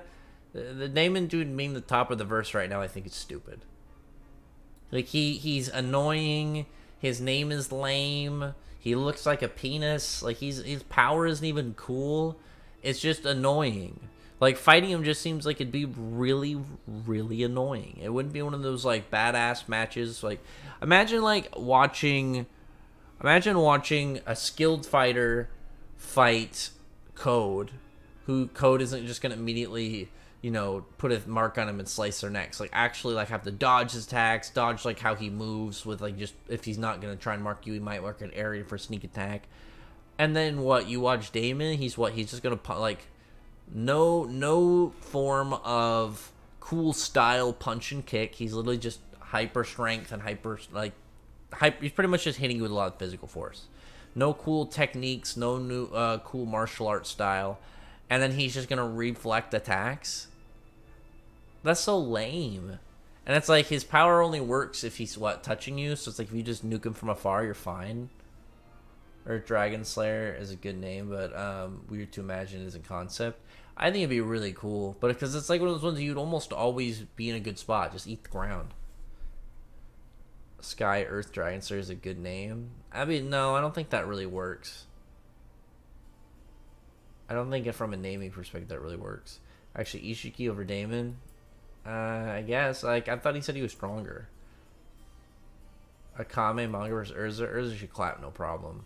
Alright, and Juvie interactions would be pretty fun, especially if I just sent for Gray. I don't even want to think about, like, the general interactions they would have, but it's just like, Ida around anybody, like, that is important, I think it would be annoying.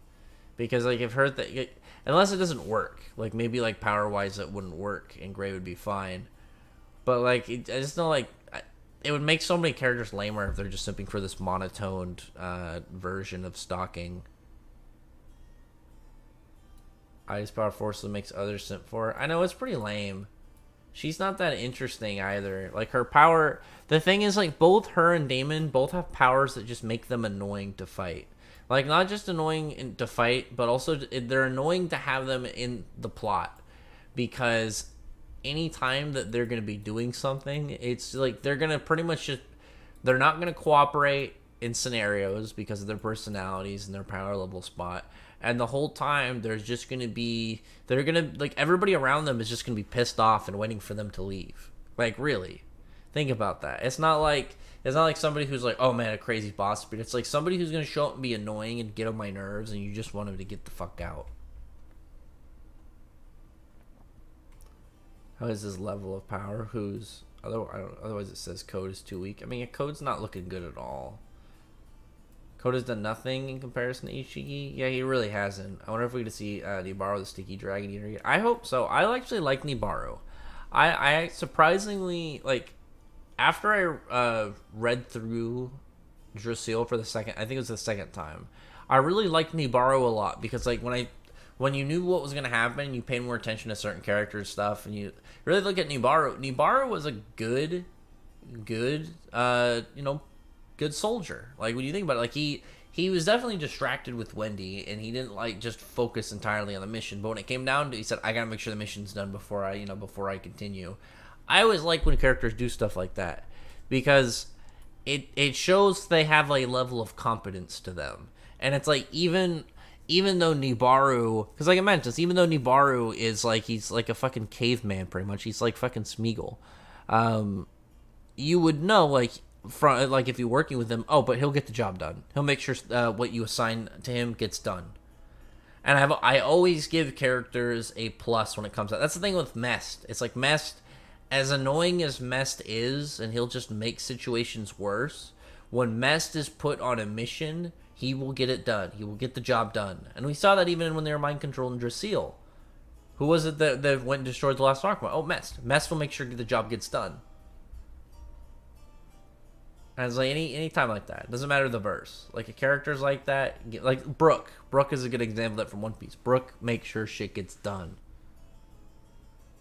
Touche? I guess so. They're talking about code now.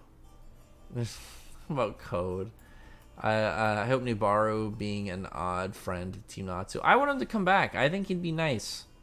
I think like he'd probably be pretty bummed out his guild like just kind of left him there, but at the same time, I feel like he'd pretty much be fine.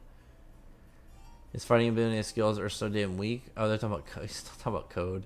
Nibaru should probably be a friendly Sumigal to Wendy, who beat him.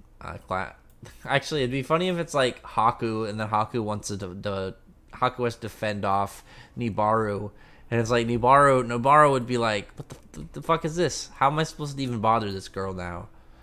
Maybe you have like kind of like you have something like where Nibaru would think that like Haku would think that Nibaru is after Wendy too, and it's like a love triangle. Just do a Juvie-esque joke with that.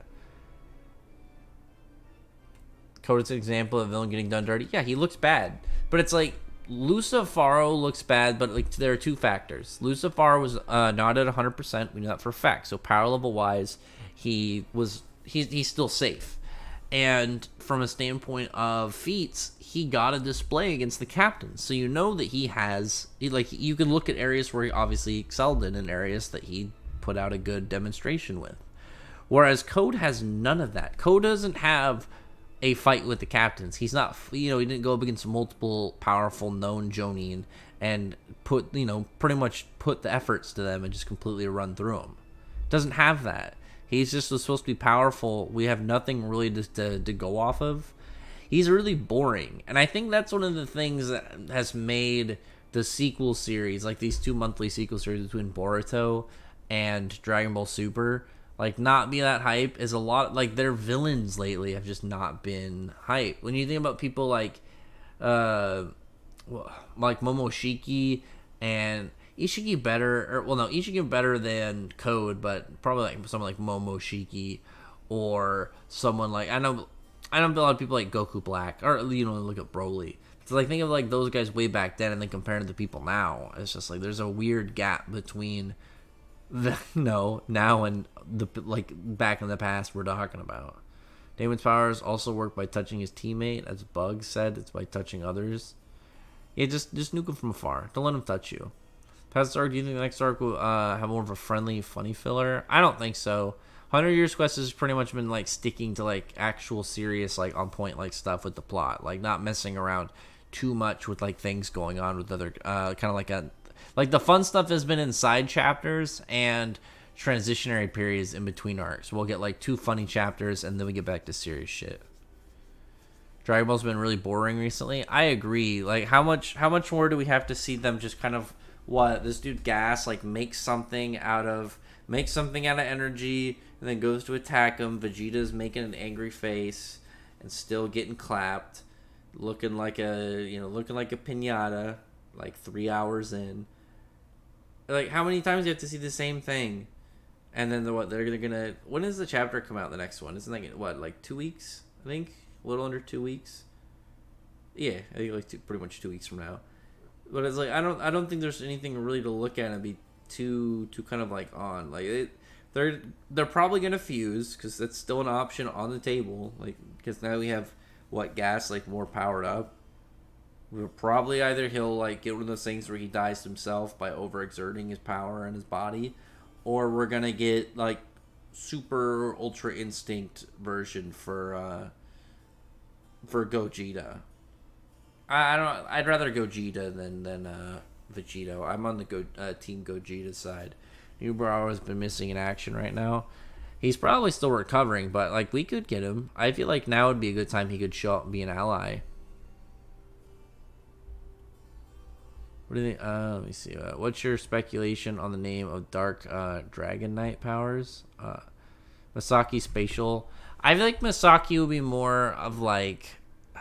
I think hers will be more of like something to do with like her like what were her attack names? Let me go back really quick. wasn't it just like blue something? Maybe like blue dream dragon or something. Something kind of neat, but with the whole dream thing. Haku, I think Haku's is gonna have more of like yarn or like playful dragon or something. Something more towards that. I don't think white would make sense, and I don't think yellow is really the same thing that Kieran has, because Kieran's logically he ate a thunder dragon, not a yellow dragon. I think the yellow dragon stuff is just what he goes by. Like, I wish we had a little bit of context with it.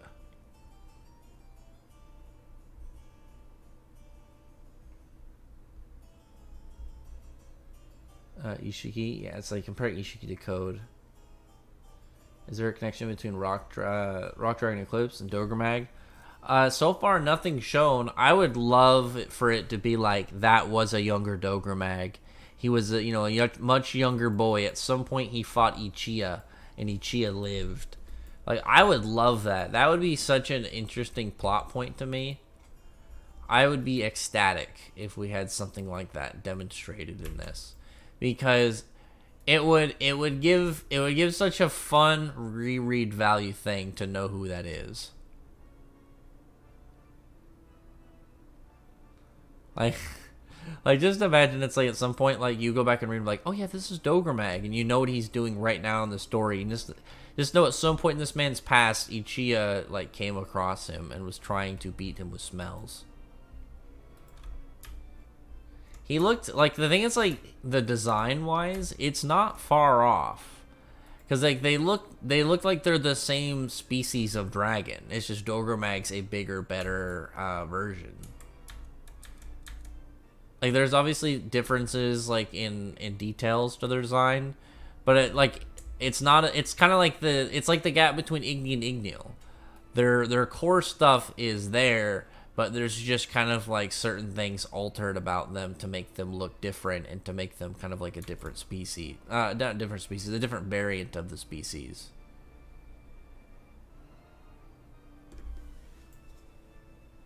Dogremag I think looks cooler too. But I think part of it is like his the way that his jaw is set. I think his jaw looks a lot more fierce than this other one. Here's when I can bribe you to put a series I recommend the priority list. You think of you should think of starting a podcast. If I get my stuff properly more set up, then I'll probably do something like that. Maybe that'll be the plan, and I could get a podcast underway and do it for the channel. I mean, you can definitely bribe me. You could start giving it a shot. I won't stop you. You'll just have to figure out like how much is the cost for whatever series it is. I will let you decide. Wish we get to see the official name of the Dragon Slayers. Magic, Asaki, and Haku clear out the conclusion. I think we'll get something like that further once we get to flashbacks with them. I really wish they explain their powers to the enemy when fighting Urz and Wendy. I mean, explaining your powers, one, it depends on like how often it happens. Two, it depends on how often or how much you tell them. But it's one of those things from a character standpoint I'm never too mad about, because it's like either you could give it a little bit of explanation. It's probably fun to kind of share a bit from the fighting standpoint, and from the reader standpoint, you get benefits and information.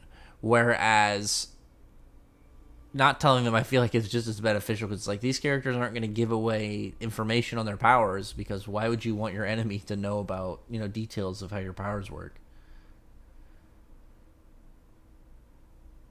How's it going there, Sam Jace? What are you doing? How are you doing today, man? I don't think it would be wrong to say that the only character in Black Clover who can fight Fairy Tail would be Asta. I mean, there are some characters that could fight other certain characters, but it's like there are a lot of characters that would run over Asta, because the thing that Asta lacks is the physical strength to fight a lot of these big characters. Most characters in Black Clover can't throw hands, and most of them can't lift. Like, they don't have, most of them are like classic casters with some forms of close combat, but for the most part they are casters. There are some exceptions with like reinforcement magic, but for the most part their verse is not that physically strong.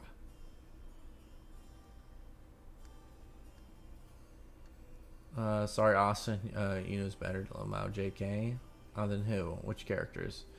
Think Black Clover will get a cover for its return? Yeah, I do. I think it will, as long as it doesn't like fall on a like important One Piece event or like a big My Hero event. I think Black Clover's 3-month hiatus coming back will really kind of get it hyped back up. I gotta admit, Haku and Wendy would be an adorable couple. Shit. Oh, thank you, Kamado. I'll read that in a second. I think it'd be much better than like Wendy and Romeo. Like, we just gotta get more serious parts of Haku and like get him not just being a simp.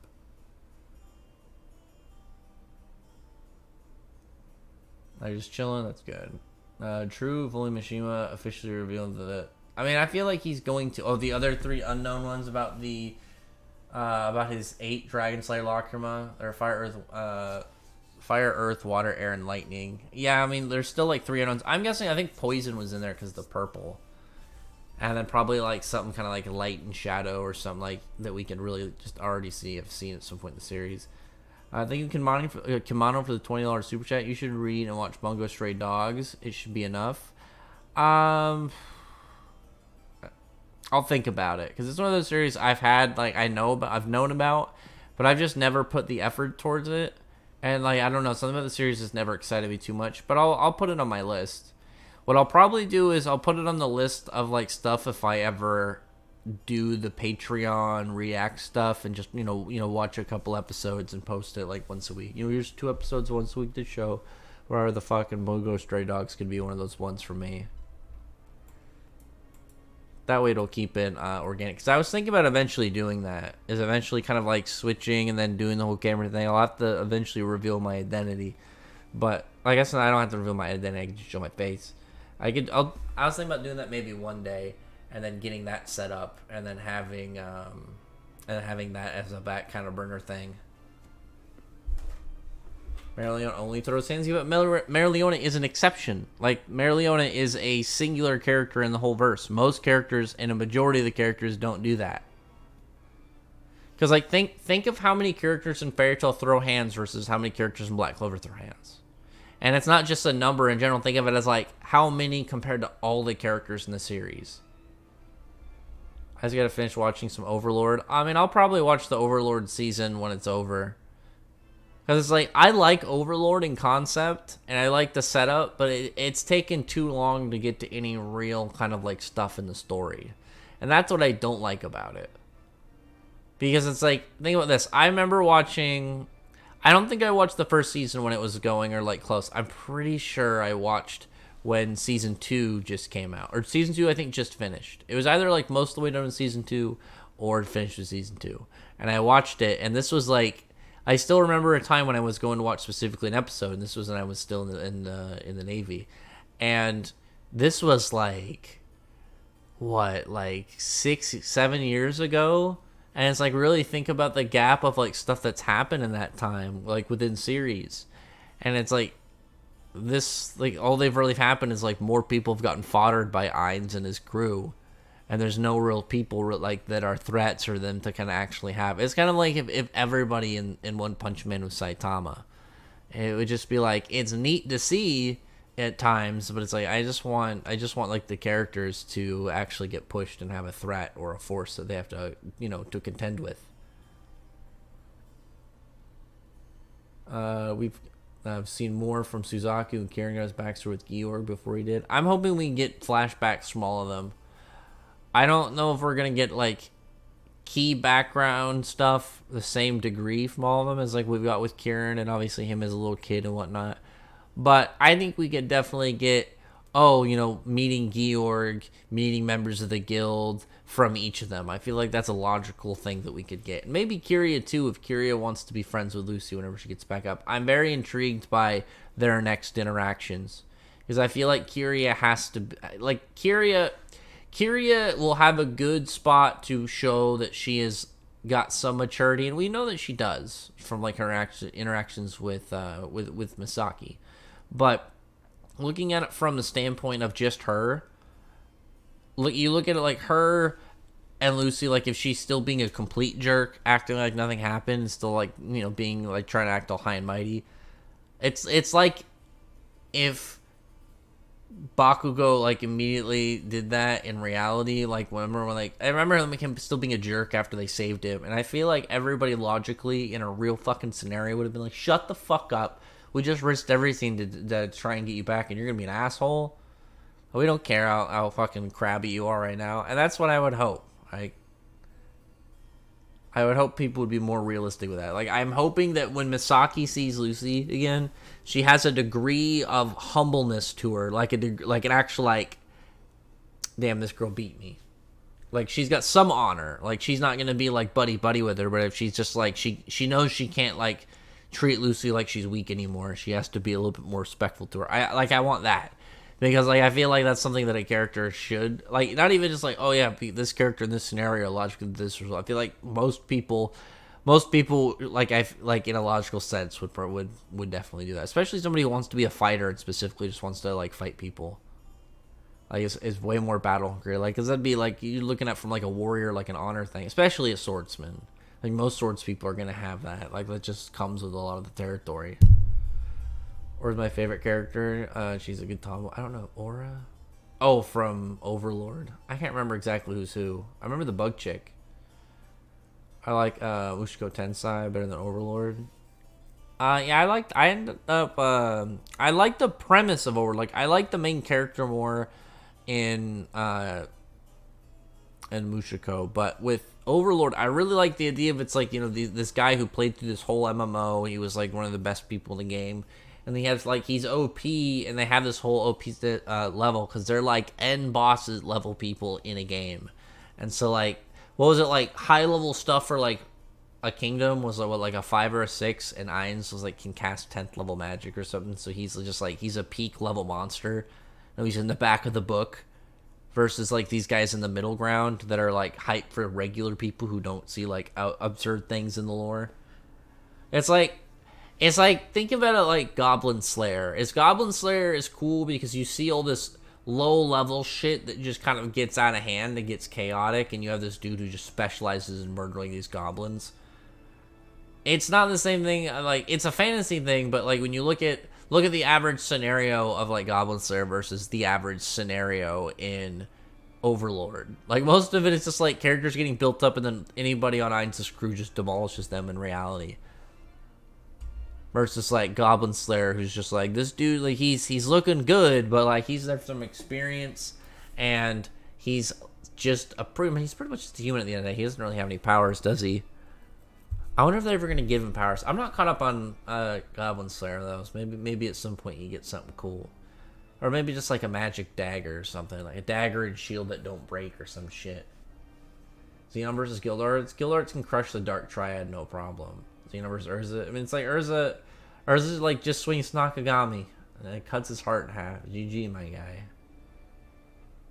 Dragon Ball Quest. So like that's another one. Like there are a bunch of ones that I want to watch, but like there's stuff that I really want to save for if I end up doing like the whole like Patreon watch reaction videos, because I kind of want to do that, but it's like I wish I hadn't.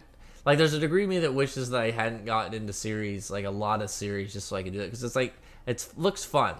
Like, and it's one of those ways you could do it at like a longer pace than most people, and you don't have to kind of like catch up. It's like, hey, you know, you're trying to take it slow for also a more of like a take-in experience. Because like legit, a series that you read weekly, like, you know, even like for 10 minutes, like imagine however much time it is to like read all of the series, like each chapter, but it's like divided that over years and all the stuff that comes with like talking about it for years, versus like, yeah, I read all of this series over this last half week and I'm done with it. You already forgot multiple character names. There was no real time for like theories or crafting or, you know, idea crafting around different stuff in the series.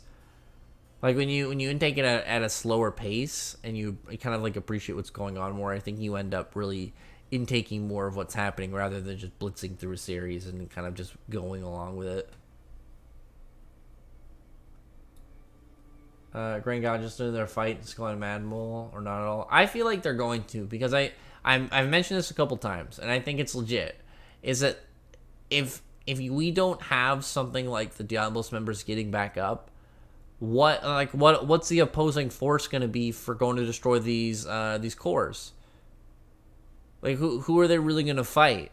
Are we going to get some of them get overtaken by with these golems and become powerful enemies? And it's just like, are they all just going to be these golems? Are they going to be intelligent like the god seeds? What are we going to really have for that? I feel like the logical thing and the best thing to do would be to have the Diablos members get up, and you could have some that are outlets that become allies. I think Kiria and Haku would be perfect to become allies.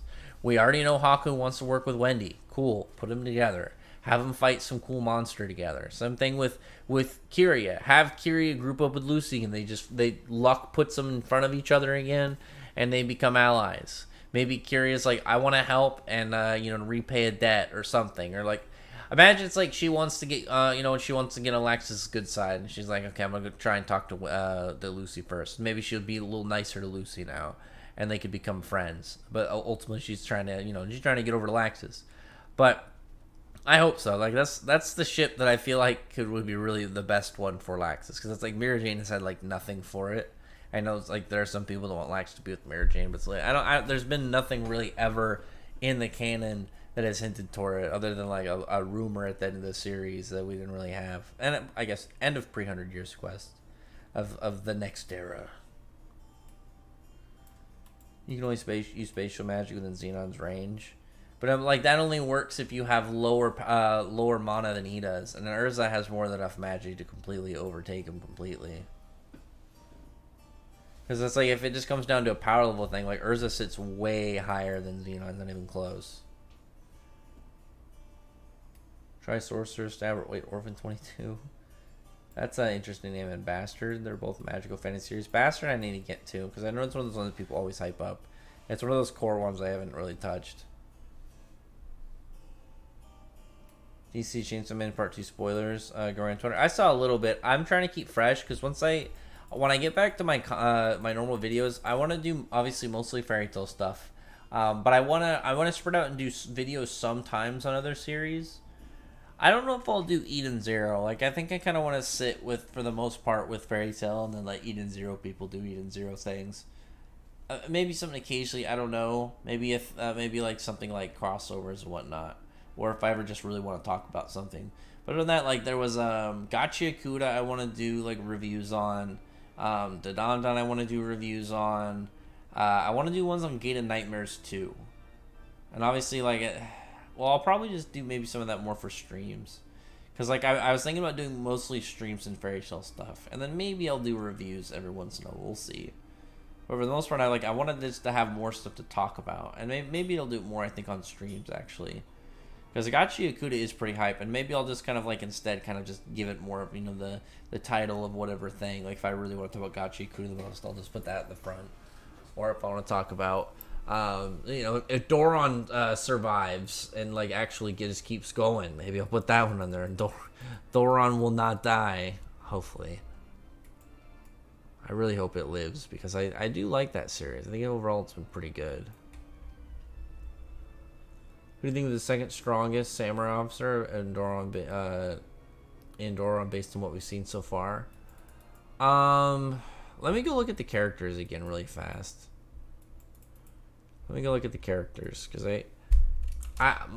I feel like the obvious answer would be Heisuke, because Heisuke's like Heisuke I feel like is the logical second guy, besides the whatever this dude with the two colored hair is. Let's see what his name is.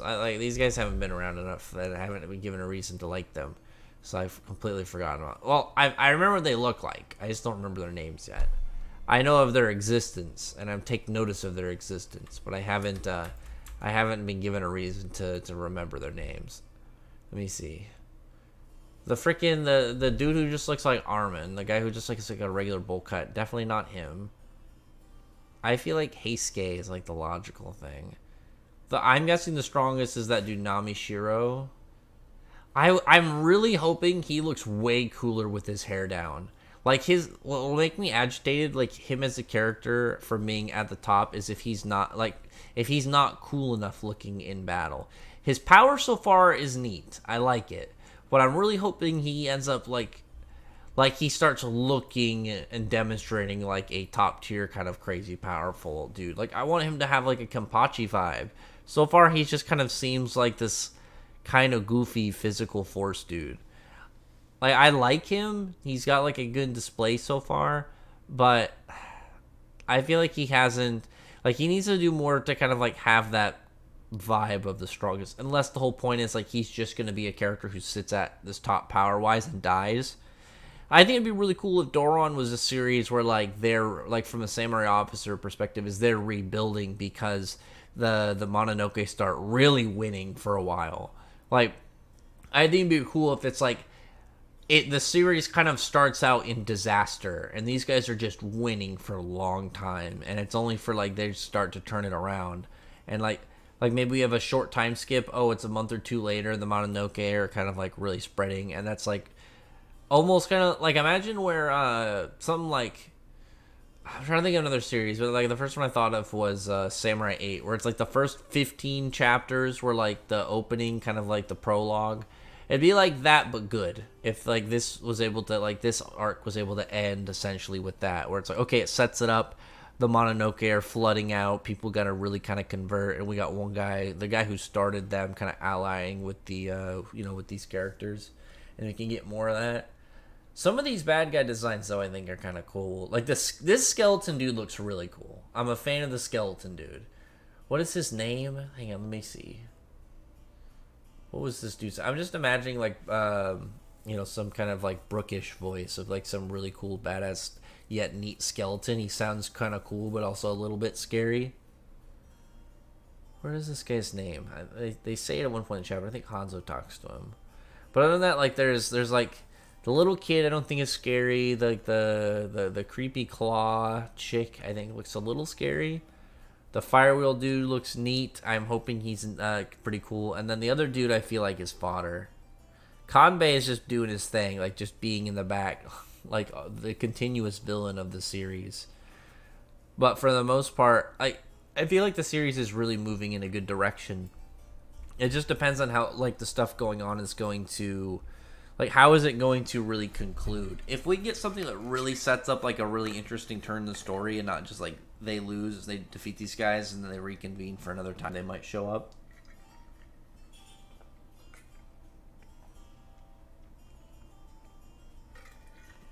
And I think the series, that was in a pause I was drinking. And I think the series really holds potential. I think the series could actually do well. You know the name that's cooler? You Captain or Vice Admiral in One Piece? Oh no, I wasn't a commissioned officer. Absolutely not. That seemed awful. Doggermag would rather have all 71 absorbed himself after seeing one orb destroyed and catches on the plan. I assume that he's gonna have a response next chapter, and I think that's gonna be really telling, like more into him. Like if he starts being smart, I'm hoping he starts pulling more into him. Like, but he's got to be careful because he can't just pull all of them immediately into one place. But he's got to kind of move them and protect them strategically. And I think it's smart for him to kind of keep a lot of them scattered, just to kind of like move about all your forces. But then maybe like if he can just willingly move them, and they're gonna have to chase them even when he takes them different spots because they have to be in the labyrinth.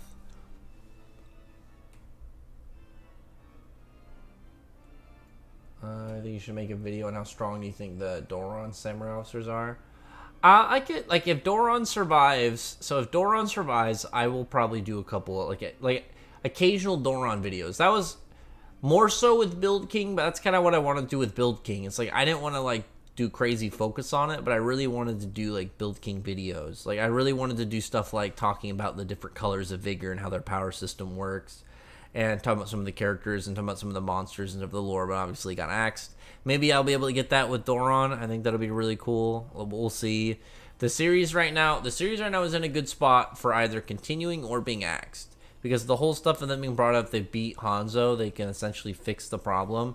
But is this going to be one of those arcs that set up with like a clear fix things, and then they can pretty much like make everything good, and then the series ends, or is this going to be like a clear finish line that is a trap kind of thing, and it's gonna all just kind of get bad? from here on out. It's gonna just get horrible, dark, and dangerous for all the protagonists and like more monsters, because these guys are supposed to be really powerful. I don't know if all of them are gonna be as powerful as the skeleton guy, but the skeleton dude is slapping around like what the strongest, because like the strongest samurai officer. Didn't they confirm it? Let me see in this chapter. Let me go back and look at this really fast, because like he's not just like beating him. He's just like completely overpowering the guy who's like supposed to be set on strength. And the guy's ability is really cool, but like nothing he's shown or done outside of just having a raw power level is just like he's nothing that has this whole like long going number like high power guy. It'd be like if Kenpachi's design was boring and he was known as just being a dangerous criminal, but he had no way of really backing it up. Because right now, like, he hasn't done anything to do it, and he hasn't done anything for us to say, like, yeah, this guy's really earned his position. He's got a neat personality. His design is okay, but but it's like the way that he looks a little kind of goofy when he smiles. Like, I wish that he was one of the characters that would draw more serious. Because, like, with that kind of overly kind of squared out art style, I feel like the way that he just looks, like, he has a little bit of a goofy vibe to him, and not his just general kind of personality, but in how he's, like, presented all the time. Like, he doesn't have any, like, serious panels. Like, think about how, like, when Heisuke ends up having those, like, flip switch moments, and suddenly he just looks like a psycho. It adds an extra flair to it. But this dude, like, I feel like this dude should be goofy, but he should have parts where, like, the art style makes him look way scarier. It's way more shaded. It looks more serious. Maybe that's what we'll get in the coming chapters. What's today? Today's... Oh, I guess it's now Friday. Right? No. It's Thursday. Yeah, it's Thursday. Man, I was clicking at it and I got saw a thing for Golem Hearts and I got sad. Dang it. I liked Golem Hearts. So Golem Hearts wasn't as painful to see go as Build King, but it's like right after Build King. At some point, I'll do a video on, like, my biggest sad axe moments. Like, this will be on there. This will definitely be on. Like, Build King and Golem Hearts. Like, that's pretty much number one and number two. But, man, like, I really like the premise of this series. Like, the whole setup I loved so much. And, like, it was funny that the mob and, the first chapter enemy was pretty much a dick butt. It was pretty funny. I thought that was hilarious. And he looks so cool with his fucking earth sword, the paladin, like that, and like the whole system for their abilities. Like, it's like level, but it's like spells, but it's like for the most part summoners, but the main character can do it to himself. Like, the concept of that was so neat. I really liked it. I wish it lived so bad.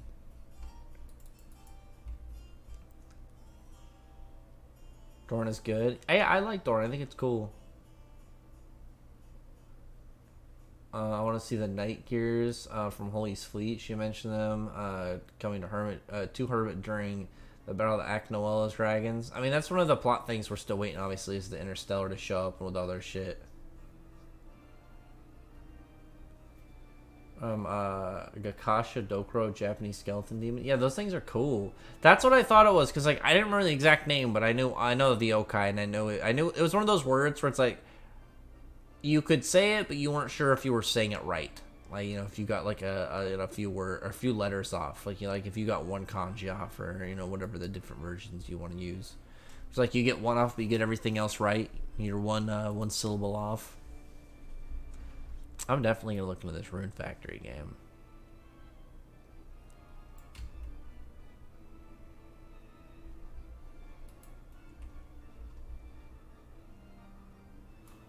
Doran just got Jujutsu Kaisen editor. Really?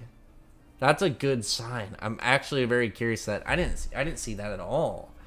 If they just gave that Jujutsu Kaisen editor, like, that just tells me that Shonen Jump, like, as long as it doesn't randomly get axed the next 2 weeks, that Shonen Jump might actually be wanting to put the effort into it, because it's gonna be smart for them if they put some series out there just to kind of let it exist and test the waters with giving it a good anime and seeing how much a good anime will boost the sales. Because, like, imagine if Doron doesn't sell well really at all. It's like, it's okay at best in sales, and then they give it like a really good anime, like Demon Slayer level anime, and then the sales go fucking insane. That would just tell them you don't have to axe everything. They would be able just to put out series. And think about it from the digital standpoint. You could have every single one of the series that's been listed since they went up with the Shonen Jump app. Imagine every series since then. Don't axe any of them. And then just over time you decide which ones go in the main magazine and which ones get all like the cool like big perks by how much they sell. But just give them all good anime.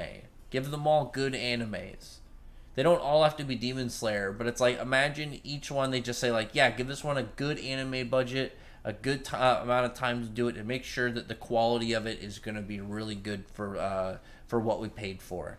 And it's just going to be like a really good thing that consistently would show, yeah, you put out a good anime, people are going to want to watch it. And then in the social media age, like going viral and stuff, like that is what they should be going for. Not like, how many gotcha games will make a lot of money too, but how many of them can make into like, oh, like the cute plushie thing, or like some cute merch thing, or whatever they can get like a short gain on, versus like, yeah, if we just kind of put this there and put the product out and then give it a really cool anime and maybe like even got a okay-ish game after, we're gonna make some good profit back. Because like, think about like what series has come out with like a good anime that hasn't boosted up the manga sales a bunch? Like, which one? I'm not talking about like something that's like, oh, this was a good. Let me rephrase it. Something that didn't have a good anime, because it's like a lot of stuff has a good anime, they'll get boosted and then crazy. But what has like a great anime adaptation, like great animation that people have been like, holy shit! You see people talk about it, it's been going viral, and you look at it and be like, wow, this is looking sharp for the age. What series has had an anime adaptation like that and not like had like a giant boost? Like, really? Noah's Notes. I really liked it a lot, but it got axed. That was the one with like, it had to do with archaeology or like future findings and stuff, right? I think Morse will come back, and then Black Clover. I don't think so. I think he's done. He's probably dead. Unless Lucius revives him, I feel like he's dead. There are a lot of axe series I would have loved to see, like where the ideas were gonna go. There was that one? Because I like, there's so many that I remember, but it's like I don't remember the full plot. So what was it, Demon's Plan, where like that, like these guys were like in this like crazy weird kind of worldwide kill match or something, and then the end person gets like a wish, and they just have to murder every other person that's in this. Like, they had cool premises. Like, there's a lot of stuff that had really neat ideas, and like it was fun to see. It's like there was just a lot of stuff that was like not as hype. And you'd read it and you'd be like, man, this is kind of okay. Like, what was it? Bones, was it Bone Collection or Bones Collection or whatever? That series, if that series just stuck more with the serious stuff, I felt like it would have done fine, but it kept being too goofy at times where it shouldn't have been goofy. That's what I remember about that series. It made me sad because I really liked the premise. I thought the premise was good. And the guy was funny, but it was like how Beelzebub would do it. But like Beelzebub, I think, did it better. But it was like in that same kind of style.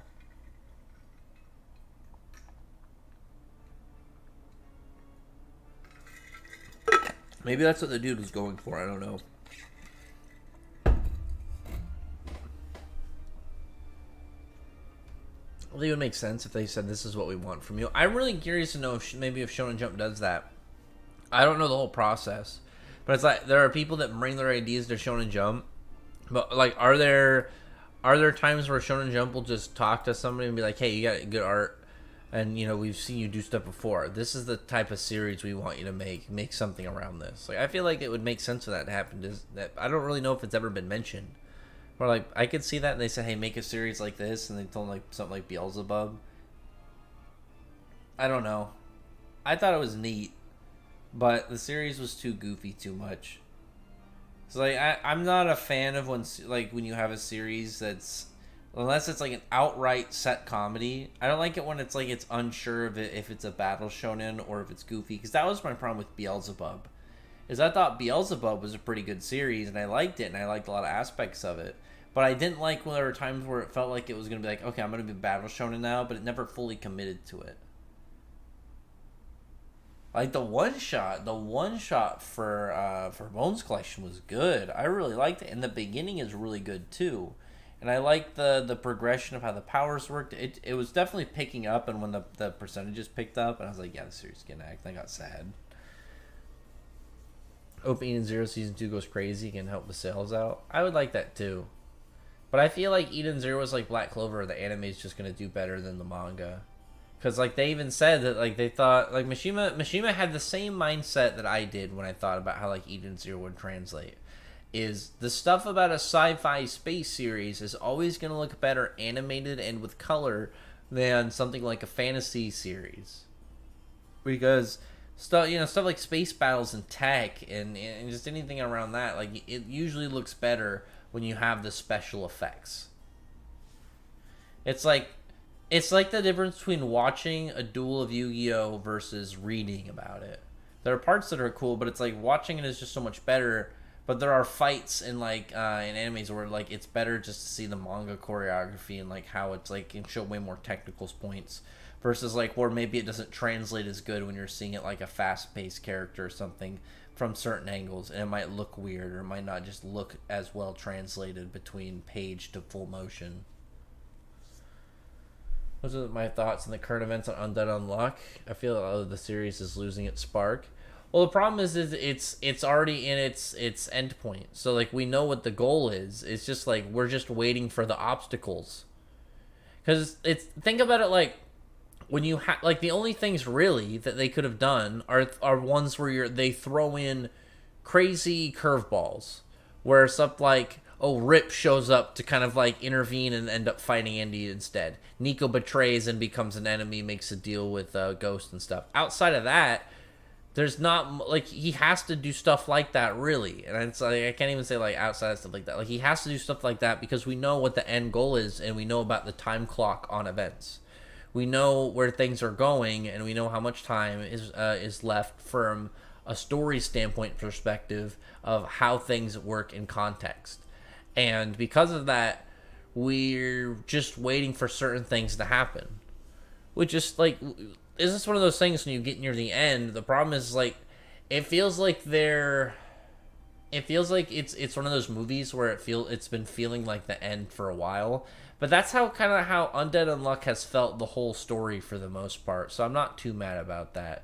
Since we knew about Ragnarok and we knew how close they were in tries, like the series has really felt like just been in that like constant near the end. Now we are actually like near the end. So like maybe it's even closer. You're just kind of like waiting, like okay, I want to know what happens, but it's like it's moving at such a I'm trying to figure out like how to describe the pace. I feel like really it's just like a long ending is like is the best way to put it. I like the plot twists of like these enemies that we've got that like it's people that you weren't expecting. We still got Ruin, like he's the last person I would assume we've really got. Like, maybe he's going to intervene, like, before they mess with God. But it's like, God is just going to be really weird.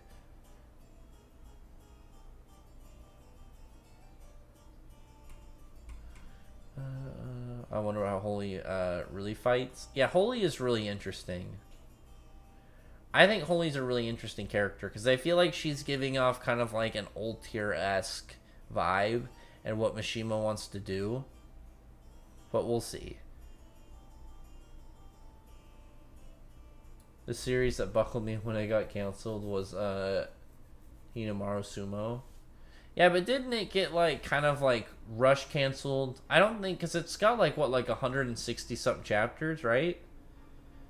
To my memory, I remember it going much longer than I knew a lot of series that like I didn't read in Shonen Jump, because like I never really read it. But there are series that like I've known and paid attention to, like that Roboko is like 90 something chapters now. I like haven't read anything since the first chapter in time to randomly look for like a meme for a panel I saw on Twitter. I'm just wondering how Billy's character went from Undead Unluck. Feels like he's being a traitor. Server no purpose since he's always helping the union. The problem is we need to see him do something. We need to see him show up. He needs to have his big spot point where he's the bad guy right now. We have to have that, but I feel like we're just. Like I said, it feels like a long ending, so like people are writing off some of the fights that still haven't happened. but I feel like we still have Billy and we still have Ruin before we get to the final boss, which I think is fine. Like 2 more big boss fights before we get to the final boss, I think is perfectly fine in a final arc. Cop and Dolphin was the only axe I didn't give a shit about. Yeah, fuck, we don't like, I liked Beelzebub, but I don't like Cop and Dolphin. What's your thoughts on the winner of this one? I think Zero was great, but, MX0. Oh, Samurai Shinobi Squad was cool, too. That Sahara of the Desert, I like that one. I like the dude's cool plant sword. Trying to think of more series that I genuinely liked. What was it? The last Sayuki, I actually was really liking it into the last couple chapters. Because I like the idea of the characters that were using their Noibos in different kind of general forms that fit their fighting style. Like, that series had a lot of promise. It was sad because it had a really strong start from, like, Japan's reaction, and then it just went downhill. Red Hood got axed. I missed the woman, the Red Hood, the shotgun fighting the big bad wolves.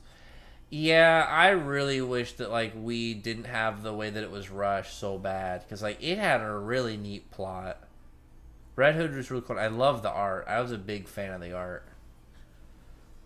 One day we're gonna plan in this. One day we're gonna have a copium stream where we're just gonna talk about all the series that got axed we're sad about. And we have to deal with. Oh, what time is it right now? It's like 2:20. I wanted to do a late night stream, so then we're doing it well past midnight. What time is it for you?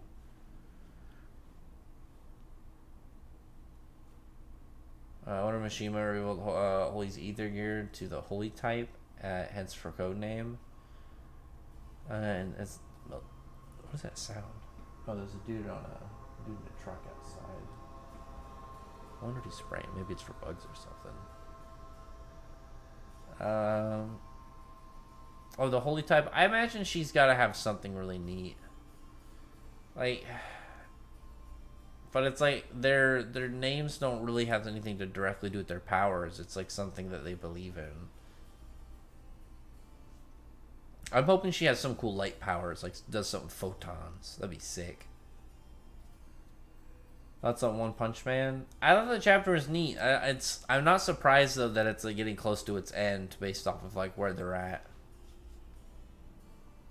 Ursula Ming MC is let down. I think Percival's fine. I don't know what the Percival hate is. Like, there's nothing really to dislike about Percival. The whole point of Percival's is set up to be at, and the whole point that he's at right now, is that he's got the same level of hype and potential as these guys, but because where he's been at, he's so far behind them. But the clear obvious potential thing that we've seen in a lot of scenarios is something that like needs to really kind of like be utilized now that we've seen obviously with the other members of the Four Knights how powerful they are. It's like Gawain is kind of like how Percival is, because Gawain is really strong with a lot of potential but no real skill, and we know that it was straight up demonstrated in the series with by Peligard. Whereas Tristan and Lancelot both have skill and their power, so like they're way stronger than these other characters. Like, I feel like Lancelot would have been fine fighting either of these two, like, no problem. Would have been fine just running over Chaos Gallon and Chaos Molascula. The Star mask dude, or the Star Helmet guy, I can't wait to see that dude. Like, he seems like he's gonna be hype. This is, because, like, I imagine this is going to be the Ironside's equivalent for Lancelot. So this is going to be a thing for him for the future. Like, a big character to eventually show up and deal with. I haven't seen Kier fight yet, either. She hasn't really... Kier just does what? Oh, no, I'm thinking of Feather. Kier hasn't done anything at all. Feather is just, like, a support person, and, like, who cares? Who cares about what she's gonna, like, all she does is, like, give people an eye buff. Cool. Jaguar turns into a Jaguar. That is true, he does. But, like, Eraser's power, we don't even know the real description of. Like, we don't know how it works. Like, he just puts white over things. Like, what are the criteria? Is that just the straight name of it? Because I think his is going to be one of those things that it's going to make way more sense once we have the description of it. Jaguar does just turn into a jaguar. That is correct. You are right on that one. Red issue was the exam arc. The exam arc being not that hype and being as long as it was, I would definitely say it was a problem. Like, there should have been monsters involved or more outright fights. I think we should have got more people with powers too. Because I think one of the things the series was gonna have to have inevitably was, I can't even remember the main character's name. It makes me sad. He would have to get some form of magic at some point. And the power, what was it, like magic in their series worked like for the people that fight with it, pretty much can take whatever the power is and use it use it offensively. Because the one fire chick, she wasn't using fire magic, right? She had a curse that did that, but she knows how to use her curse from a combat standpoint.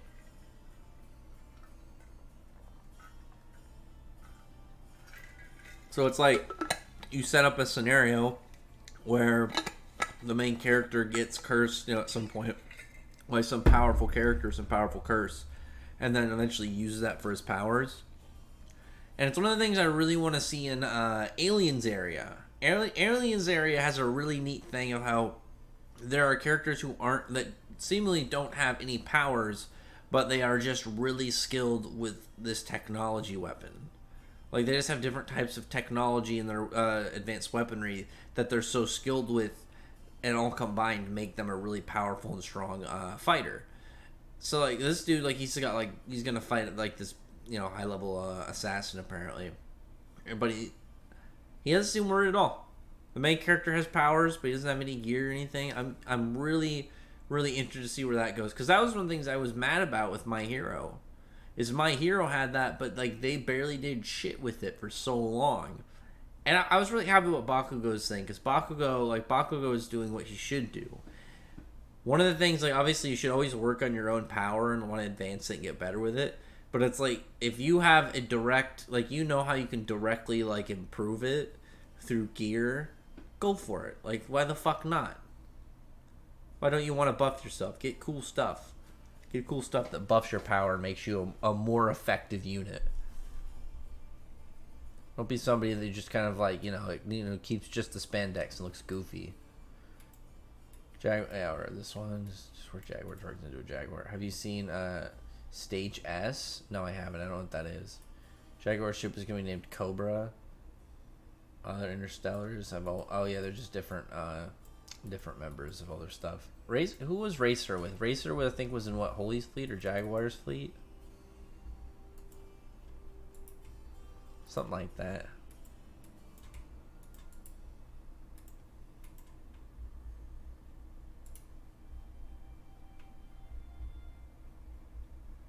Anyway, how's it going, James Brahman?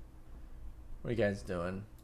Also, I haven't done it in a while, so I'm just going to throw out another shill. I'd really appreciate anybody who hasn't yet, if you could thumbs up the stream, thumbs up the like button, subscribe if you haven't. If you like donating any form of money to me, whether it's $1 or $1 million, it is not required, but it is appreciated. Or you could just join, give a dollar or two a month for patronage to, help the channel, show that you appreciate that my content is going to be at least worth that much to you. And I've been scarce this last few days, but I've had issues with my internet, but I've got that fixed now, and I want to get back to making videos soon. There's a bunch of videos I have planned. Like, I really want to start talking about some of the guilds and talk about members in them, do like short videos on each of them, and then just start like kind of like librarying that up and kind of like getting that all categorized. Because I'm gonna have more time for it soon. I've got a lot of I'm close to getting my schedule back on track because I got too lazy and I got behind on shit again. I just got to get all my stuff back on track, and then I should be good for a relative bit. And as long as I don't juggle too many things and fuck them up, and then have to fix them all, then it won't be a problem. How far did Lancelot going in My Hero? I think he clear, but it's like I can't say right now he can because I feel like from just where he's at in the verse, he should, but we just don't know enough about him. I'm sad Jaguar got killed. Yeah, Jaguar The thing is, like, I was sad that Fabiano got killed. So, like I would have rather at least one of them lived.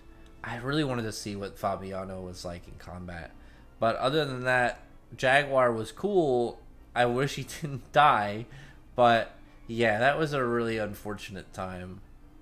And we didn't even get anything about him. How would Fairy Tail handle someone who has that Aknogi extremist mindset, but with authority, meaning he's peaceful and he'll leave you alone? I mean, what just like he's just kind of crazy? No, I mean, they don't want any murders in there. Like, Aknogia was a problem, just in that, like, he just was, like, genocide hungry. Better villain, Ishiki Lucifaro. Lucifaro has a lot lacking in lore. But you tell him what to do or how he does to do things, and then my character snaps, but he's also not a guild member. I mean, I don't think they would really like him that much because he seems like he'd be really mean in general to talk to, and he just wants to be by himself all the time. I don't know if most of any of the characters are really gonna interact with him. They would probably just ignore him. He'd just be like, yes, some guy who like comes to town sometimes.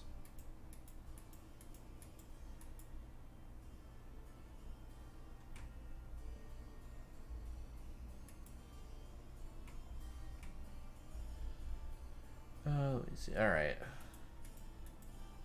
I think that might be good. We'll see. How's the stream holding up?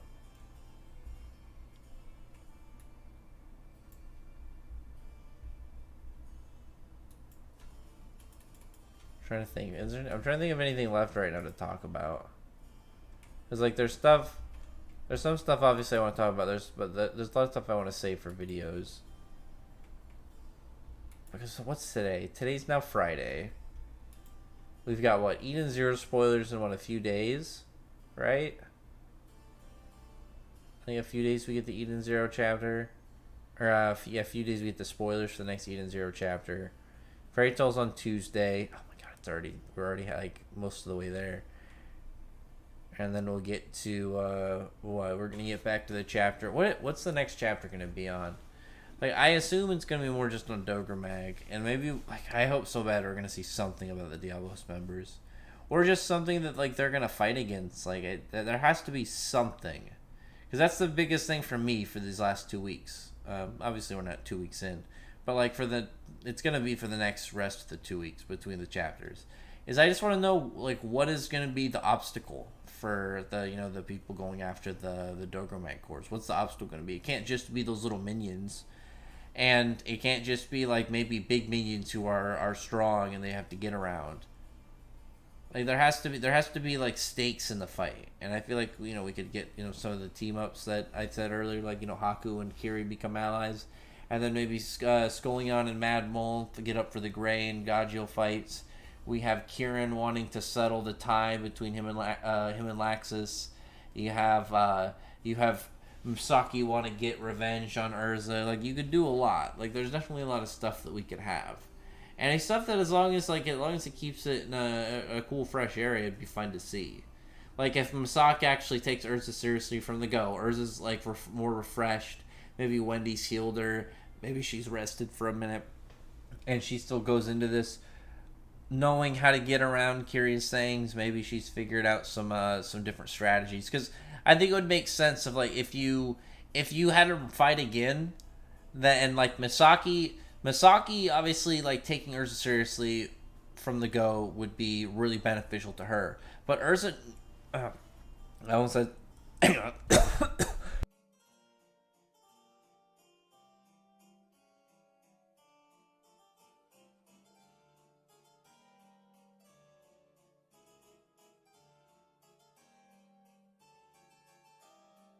Read something on my throat, damn. But crap, where's my train of thought?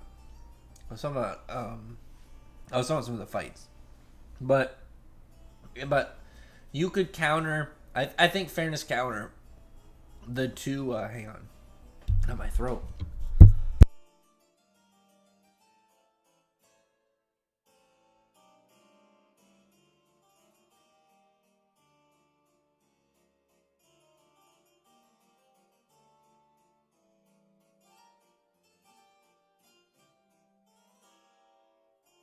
the general kind of like gain Misaki would have in going back into that series.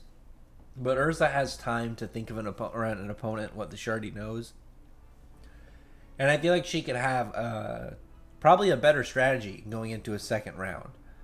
And like Urza as a character, like she's obviously utility like is a huge thing for her. She's not as like combat utility is not as major of a thing for her as it is for Lucy, because like hers are mostly like different armor that has like a different resistance or a different boost, weapon that has a certain effect. Like Lucy has way more just different diverse abilities across her whole arsenal that like are, and now that combine, and hers aren't like, oh yeah, I'm using one, I'm using another. Hers fuse into a higher version of whatever the previous were. It's just some straight combo that's better. So it's like it's a little bit different, but we'll see how those go. Yeah, I know how the character limit works, so I'm not mad about it. It's all good, Kimano, don't worry, man. Yugi Mangaka just died. Yeah, I saw that. Did they say what happened? Is he just... Because he's not, like, super old. Did he, like, die of an illness? Did he, like, have a stroke? Have they said anything? That bums me out. I really liked Takahashi. I was really hoping somebody was doing a meme, and then I started seeing it more, and it bums me out. Like, he was a legend. Like, Yu-Gi-Oh's one of my favorites.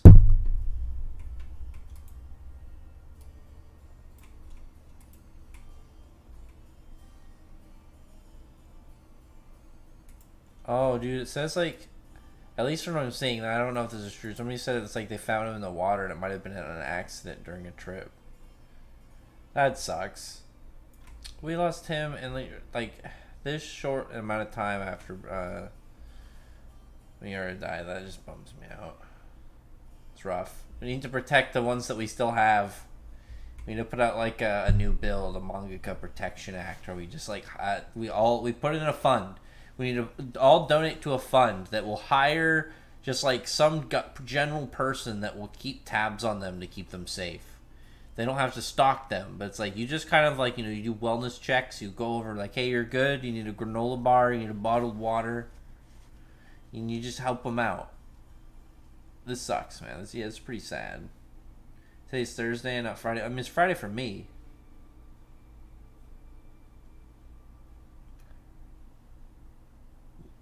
You're just making fun of California. Yeah, you do that. Make fun of California. It's the worst state. Do you have a female character? Do you have a female character power tier list for Fairy Tail? Not yet. I mean, we know who's at the top. Her name's Celine. Celine's up there at the very tippy top. I was thinking about doing tiered videos like that eventually, but like I wanted to do ones where it's like, oh yeah, these characters and these types. Like if you did one on spatial mages, like Lucy would obviously be way high up there. You'd have Anna, and you'd have obviously at the very top you'd have Celine. I've been wanting to do that, but like I just didn't like my video editor. Like it was just really annoying. But the one I'm looking at is better, and I'm hoping to start that up soon. And I want to, like, I've been having ideas for how I want to do my videos, so we'll see.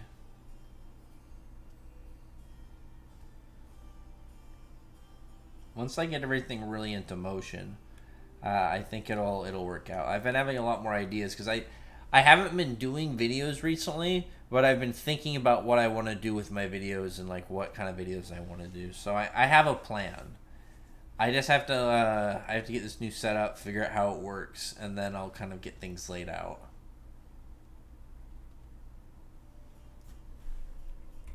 Google 13 Monka died not too long ago. I didn't see that one. Damn, that sucks. It was 2:20, but it was 2:20 for me, so you have the same time zone. How was it not Thursday? Oh yeah, well I said that I meant it was Thursday. I thought it was Friday.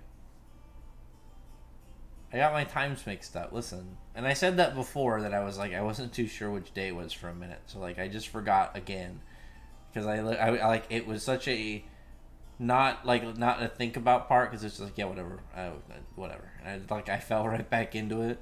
But no, it's Thursday. I forgot because I was thinking about Friday and planning out my Friday, and I kept and I looked down and it was midnight. I'm like, oh shit. Is it that? It's like, oh no, it just fucking turned Thursday. I haven't even had my day off yet. I got shit I gotta do today anyway. Well, I did a late night stream. It was the late night stream last night. But I'm gonna end it here. I'll talk to you guys later. Like I said, if you're watching this later, you can still get it later if you want to join, become a member. I'm gonna start promoting that more in my videos because that's my plan. As I can probably just do everything on YouTube and just do all my tiers on YouTube and just have different videos kind of be for for the stuff, or I can kind of like do them early on like something like Patreon or something and for members, but otherwise put out stuff that's like is gonna be of a, I don't know, I'm trying to think of like just like how the setup is gonna be for them, or like how it's all gonna kind of play out, but we'll see. I was like trying to really think about that. And it's like, oh, well, I don't really know how I want to play this out. I don't want to give anything straightforward yet because I haven't even figured it out myself. Gary and Gajo become the Creamer robbers. I think they'll be fine.